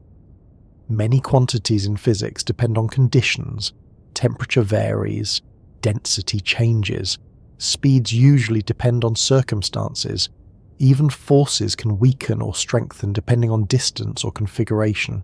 This speed does none of that. It does not depend on where you are. It does not depend on when you are. It does not depend on how fast you're moving, how massive you are, or what tools you're using to measure it. No matter how you approach it, it remains the same. That alone suggests that this constant is not describing a property of objects, but a property of the stage on which objects exist. Reality, it seems, is not infinitely flexible. It has built-in limits, not imposed from outside, but arising from its own internal consistency. This speed is one of those limits, and it reveals that reality is structured, not arbitrary. One of the clearest messages this constant sends is that space and time are not independent substances. They are aspects of a single framework with a specific geometry. The constant links them together, converting units of time into units of space and vice versa. Without it, there would be no fixed relationship between distance and duration. In other words, the universe does not treat space and time as separate containers. It treats them as different expressions of the same underlying structure. This means reality is fundamentally relational. Distances do not exist in isolation. Durations do not exist on their own. They only gain meaning through how they relate to one another under the constraint of the constant speed. That relationship is not negotiable. No observer can redefine it. No experiment can bypass it. The constant is what ensures that all observers, no matter how differently they move, are still describing the same universe. This tells us something important about objectivity. In everyday life, we tend to think of objectivity as agreement on measurements, the same length, the same duration, the same simultaneity, but the universe does not require that kind of agreement. Observers can and do disagree about distances and times. What the universe requires is agreement on structure. All observers agree on what events can influence which other events. All observers agree on causal order. All observers agree on the boundaries imposed by the constant speed. This is a different, deeper form of objectivity. Reality, it turns out, is objective not because everyone measures the same numbers, but because everyone is constrained by the same relationships. That is a profound shift. It suggests that reality is not built from fixed quantities, but from fixed rules connecting quantities. The constant is one of those rules. It defines how space and time transform into one another, how motion redistributes experience, and how information propagates. Another thing this constant tells us is that the universe values consistency over convenience. If the universe were optimized for ease, it might allow instantaneous interactions. It might allow perfect synchronization. It might allow observers to know everything everywhere at once. But the universe does not choose that path. Instead, it chooses a structure that preserves causality even when perspectives differ. It chooses delays over paradoxes. It chooses limits over contradictions. This reveals a universe that is not chaotic at its core but disciplined. Not disciplined by external laws, but disciplined by internal necessity. The constant exists because without it the universe would not be self-consistent. That consistency is visible everywhere once you know how to look for it. It appears in the way energy behaves at high speeds. It appears in the way time responds to motion and gravity. It appears in the way information refuses to outrun cause and effect. All of these are expressions of the same underlying fact. Reality has a structure, and that structure is not infinitely permissive. Another implication is that reality is local before it is global. Locality means that what happens here is determined primarily by what is nearby, not by what is happening arbitrarily far away. This may sound obvious, but it is actually a very strong statement about the nature of existence. The constant enforces locality by limiting how fast influence can spread. This ensures that systems evolve based on their immediate surroundings. It ensures that objects have identities tied to places. It ensures that changes ripple outward rather than appearing everywhere at once. Without this, reality would be non-local in the extreme. Every event would depend instantaneously on every other event. The universe would be a single, inseparable whole with no internal structure. The constant prevents that collapse. It allows wholes to be built from parts. It allows parts to interact without dissolving into everything else. It allows complexity to exist. This is why the constant shows up wherever complexity appears. Chemistry depends on it. Biology depends on it. Consciousness depends on it. All of these require stable sequences of interactions that unfold over time rather than instantaneously. Reality, as it turns out, needs patience in order to be interesting.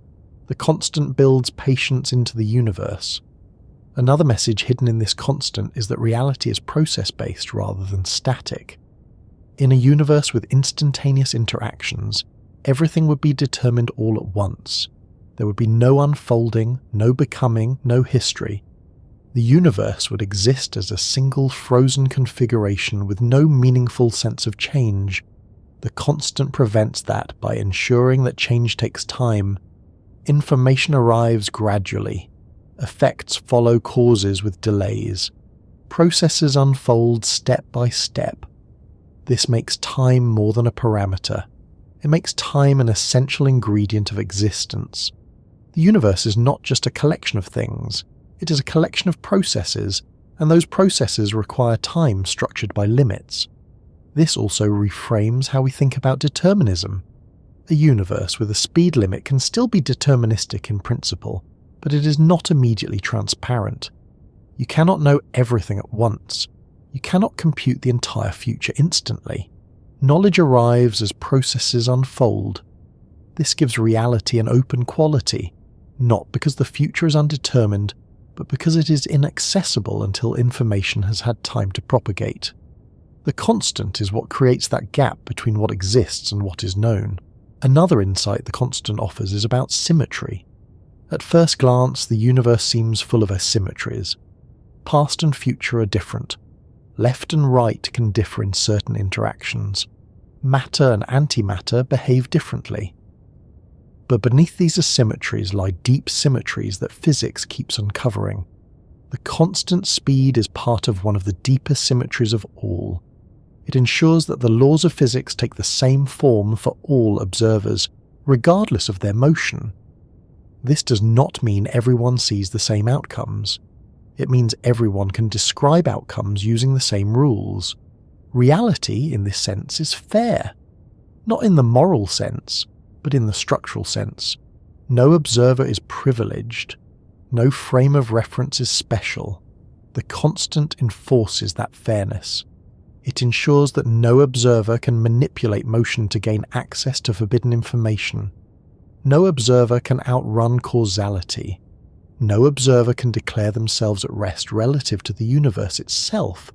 Everyone is equally embedded. This tells us that reality is not centered anywhere. There is no cosmic center of rest, no absolute background, no master clock ticking behind the scenes. The constant replaces those classical absolutes with relational structure. That replacement is one of the most radical things modern physics has ever revealed, and the constant is at its heart. Another important implication is that reality has built-in horizons. Because information cannot travel faster than the constant speed, there are limits to what regions of the universe can influence each other. These limits are not walls in space, but boundaries in spacetime. They define what is causally connected and what is not. This means reality is not a single connected arena where everything interacts with everything else. It is a patchwork of regions that gradually come into contact over time. Some regions never will. The constant ensures that these horizons exist and persist. It makes reality inherently layered. Different observers inhabit different informational worlds, depending on their location and history. This layered structure has consequences for everything from cosmology to philosophy. It means there is no complete, all-encompassing perspective available from within the universe. Every perspective is partial. This is not a flaw, it is a feature. A universe without horizons would be a universe without perspective. Everything would be equally accessible, equally present, equally influential. There would be no distinction between near and far, now and later. The constant prevents that flattening. It gives reality depth. Another thing this constant reveals is that limits are not necessarily constraints on freedom, but enablers of structure. At first, a speed limit sounds like a restriction, something you cannot do, something denied. But when you examine its role, it becomes clear that without this limit, nothing recognizable could exist. Limits create form. In art, a canvas limits what can be painted, and that limitation allows composition. In music, scales limit which notes are used, and that limitation allows harmony. In language, grammar limits combinations, and that limitation allows meaning. The cosmic speed limit plays a similar role. It limits information flow, and in doing so, allows causality, memory, identity, and complexity to emerge. Reality is not less rich because of this limit. It is rich because of it. This reframes how we think about the universe's design, even without invoking any notion of intention. The structure we see is not accidental. It is the result of necessary constraints that shape what can exist. The constant tells us that reality is not maximally permissive. It is maximally coherent. That coherence is what allows physics to work at all. It is what allows simple laws to describe complex phenomena. It is what allows stable patterns to persist long enough to be studied. Without the constant, the equations of physics would not just be different, they would be impossible. Another subtle implication is that reality does not privilege immediacy. In a universe obsessed with immediacy, everything at a human perspective, faster is often seen as better. Faster communication, faster travel, faster computation. We tend to equate speed with progress. The universe does not share this bias. The constant enforces delays. It ensures that no effect is immediate at a distance. It insists that change propagate gradually. This insistence gives reality rhythm. Events have lead-ups. Consequences arrive after actions. Processes take time to complete. Nothing collapses into instantaneous completion. This rhythm is what allows anticipation, reaction, adaptation, and learning. The universe seems to require duration in order to function meaningfully. Another thing the constant reveals is that reality is not optimized for observers, but observers are optimized for reality. The speed limit existed long before there were minds to notice it. It shaped the universe in ways that eventually allowed minds to emerge.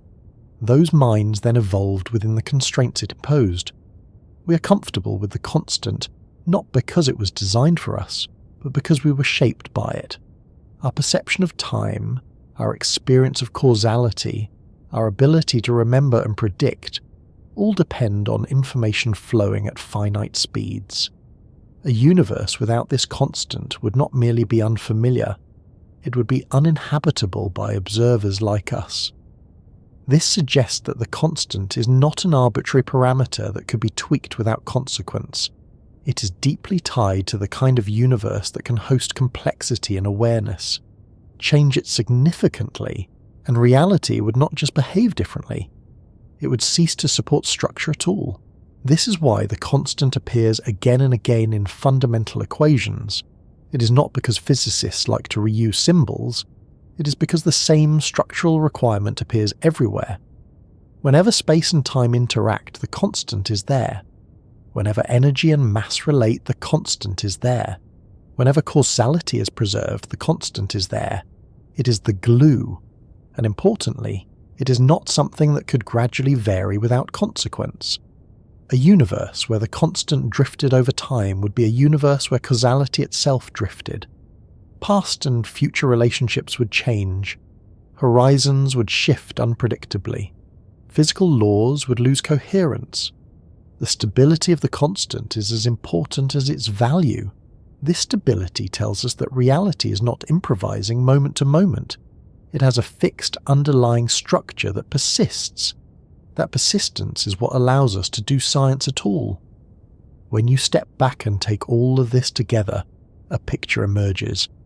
Reality is not a loose collection of phenomena governed by arbitrary speeds. It is a tightly organized system built around a few deep constraints. The speed limit is one of those constraints, and it tells us that reality is structured, relational, local, process-based, causal, and finite in its connections. None of these traits are obvious from everyday experience alone. They're revealed only when we push our understanding beyond the familiar. And as this understanding deepens, the speed limit stops being something external, something imposed, something merely measured. It becomes a quiet statement about the kind of universe we inhabit, a universe where not everything can happen at once, a universe where events matter because they arrive in order, a universe where time has texture because it cannot be bypassed, a universe where knowing requires waiting. There is a quiet shift that happens once you stop thinking of the universe as something endlessly fast, endlessly immediate, endlessly available. When you accept that there is a maximum speed built into reality, not as a limitation of technology or imagination, but as a fundamental feature of existence itself, the universe begins to feel different. Less frantic, less demanding, more patient. Living inside a finite universe means living inside a universe that does not rush itself. Every influence takes time, every message arrives after a delay, every connection unfolds rather than snapping instantly into place. This is not an accident, and it is not a flaw. It is the condition that makes experience possible at all. When we talk about drifting back to stillness, we are not talking about the universe slowing down. The universe is not tired. It is not winding down. It is doing exactly what it has always done. What changes is our perspective. We stop trying to imagine reality as something that should be instantaneous, and instead recognize that its gentleness comes from its limits. A finite speed means that nothing happens everywhere at once. It means that moments are local. It means that here is different from there, and now is different from later. These distinctions sound obvious, almost trivial, until you imagine a universe without them. In a universe without limits, there would be no waiting, no anticipation, no unfolding. Everything would be present simultaneously, flattened into a single, overwhelming state. There would be no stories, because stories require sequence. There would be no learning, because learning requires delay. There would be no comfort in familiarity, because familiarity only emerges when patterns repeat over time. The cosmic speed limit quietly protects all of that. It ensures that your experience is not drowned in immediacy. It ensures that change arrives at a pace that can be absorbed. It ensures that the present moment exists as something you can inhabit, rather than something that instantly dissolves into everything else. From a human perspective, this finitude is what allows life to feel navigable. You wake up, and the world has not already changed everywhere all at once. You make a choice, and its consequences do not arrive before the choice itself. You look at the sky. and the light reaching your eyes carries a history that unfolds rather than overwhelms. The universe does not shout its entire state at you, it whispers it, piece by piece. That whispering is governed by the same rule we've been exploring. Information moves at a finite speed. Influence propagates gradually. Nothing leaps ahead of its own cause. This makes the universe feel gentle, even when it is vast and powerful. Explosions happen, stars collapse, galaxies collide, but even these dramatic events respect the same calm structure. Their effects spread outward. They take time. They do not tear reality open all at once. Gentleness here does not mean softness. It means restraint. The universe restrains itself from instant action. It restrains itself from infinite connection. It restrains itself from collapsing distance and time into meaninglessness. That restraint is what allows stillness to exist. Stillness is not the absence of motion. It is the absence of urgency. It is the sense that things are not required to resolve immediately, that there is room for processes to breathe. Living inside a finite universe means that no matter how fast something is happening elsewhere, it cannot demand your attention instantly. There is always a delay. There is always a buffer. There is always a moment before influence arrives. This buffer is not something we often think about consciously, but it shapes everything. When you feel calm sitting in a quiet room, that calm is possible because nothing outside that room can instantly intrude. Sounds must travel, signals must propagate, disturbances must arrive gradually or not at all. Even your own body relies on this structure. Signals in your nervous system take time to travel. Muscles respond after impulses arrive. Thoughts unfold as sequences, not flashes. Consciousness itself depends on processes that are not instantaneous. If everything inside you updated at once, thought would not exist. Awareness would collapse into noise. The speed limit protects inner experience just as much as it protects cosmic structure. There is also something deeply reassuring about knowing that the universe does not permit shortcuts that break causality. You cannot be undone by something that has not yet happened. You cannot be affected by events that have no path to reach you. The future does not leak backward into the present. This does not mean the future is predictable. It means it is properly separated. Separation is often treated as a problem to overcome. We talk about overcoming distance, overcoming delay, overcoming limits. But separation is also what allows individuality. It is what allows moments to be distinct. It is what allows rest. A universe where everything touches everything instantly would be a universe with no personal space, no pause, no privacy. The finite speed of influence gives reality breathing room. It also gives meaning to effort. If outcomes arrived immediately, effort would feel pointless. You would not work towards something. You would simply have it. Progress would lose its meaning.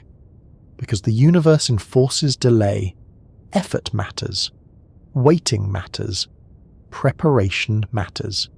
Even curiosity matters more in a universe where answers take time to arrive. When you look at the night sky, you are not seeing a live feed. You are seeing messages that have travelled for years, centuries, or millions of years. Those messages arrive calmly, without urgency. They do not demand interpretation. They simply offer themselves. There is something profoundly gentle about that. The universe does not force itself into your awareness. It allows you to encounter it gradually. This gradualness also shapes meaning. Meaning emerges when experiences accumulate, when patterns repeat, when connections form over time. None of that is possible in a universe that updates instantly. Meaning requires memory. Memory requires sequence. Sequence requires limits. The speed limit in this sense is not just a physical constant. It is a condition for meaning itself. Living inside this structure can change how we relate to uncertainty. There are things we do not know yet because information has not arrived. There are things we will never know because information never will. Instead of feeling frustrating, this can feel grounding. The universe is not withholding answers out of malice or mystery. It is simply structured in a way that makes complete access impossible. That impossibility is what keeps experience human. If you could know everything instantly, you would not be a participant in reality. You would be an observer without perspective. Perspective exists because access is limited. Stillness arises when we stop fighting that limitation. There is also a subtle comfort in knowing that nothing can rush toward you faster than the universe allows. No consequence can ambush you from outside causality. No influence can bypass time. This does not mean life is safe or predictable. It means it is structured. Structure is what allows resilience. Even grief and loss are shaped by this. News arrives. It takes time to process. Emotions unfold in waves rather than instant overwhelm. Healing happens gradually because the universe does not compress experience into a single moment. The same speed limit that governs galaxies governs hearts. When we talk about drifting back to stillness, we're not leaving science behind. We're noticing what science has been quietly telling us all along. The universe is not designed for speed. It is designed for coherence. Fast things happen, but they do not erase the slower ones. Sudden events occur, but they propagate gently. Even the fastest messengers respect the same calm boundary. This perspective can subtly shift how we think about progress and urgency in our own lives. We often feel pressured to act immediately, respond instantly, optimize endlessly. But the universe itself does not operate that way. It allows time. It insists on time. Nothing meaningful happens without it. You cannot shortcut understanding. You cannot accelerate wisdom past experience. You cannot receive consequences before actions. These are not moral rules. They are physical ones. The finite universe is not impatient. It does not reward haste for its own sake. This does not mean slowness is always better. It means speed is contextual. It has meaning only because it is limited. Light itself moves as fast as anything can, and yet even light does not arrive instantly. Even light takes time. Even light respects distance. If the fastest thing in the universe is patient, perhaps patience is not a flaw. There is also something quietly democratic about this structure. No matter how powerful, massive or energetic something becomes, it cannot dominate the universe by outrunning causality. No object gets special treatment. No influence gets to cheat. Everything participates under the same rule. That equality is part of what makes the universe feel stable rather than hostile. Living inside a finite universe means living inside boundaries that are the same for everyone. No one is closer to the center. No one has access to a faster clock. No one can step outside the flow of time. We're all embedded. That embeddedness is not a trap. It is what allows connection. Connections form because information arrives. Relationships develop because time passes. Understanding grows because experiences accumulate. If everything were immediate, nothing would develop. Stillness in this sense is not emptiness. It is spaciousness. It is the space between causes and effects where experience happens. The universe provides that space by refusing to rush. Even as it expands, even as it evolves, even as it changes on unimaginable scales, it does so without violating its own calm rules. There is no emergency baked into reality. Urgency is something we project, not something the universe requires. As these ideas settle, it becomes possible to feel less pressed by the need to grasp everything at once. The universe itself does not demand that. It offers understanding gradually, through signals that arrive when they arrive. You're not behind. You're exactly where causality allows you to be. That realization can be deeply settling. It allows you to rest inside the present moment without fearing that you're missing everything else. You're missing many things, yes, but so is everyone, everywhere, always. That is not failure, that is structure. The finite speed of influence ensures that no one ever has the whole picture. Reality is not something to be completed, it is something to be inhabited. Inhabiting it means accepting delay. accepting partial knowledge, accepting unfolding. It also means recognizing that stillness is not something you have to create. It is already built into the universe. Between every cause and effect, there is time. Between every event and your awareness of it, there is distance.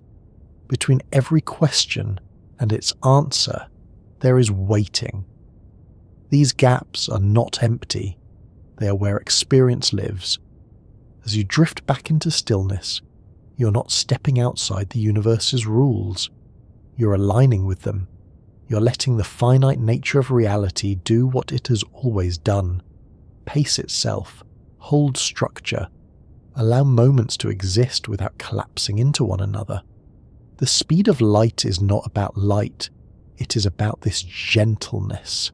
It is about a universe that refuses to overwhelm itself, a universe that knows how to wait, and as you remain here within that structure, there is nothing more required of you.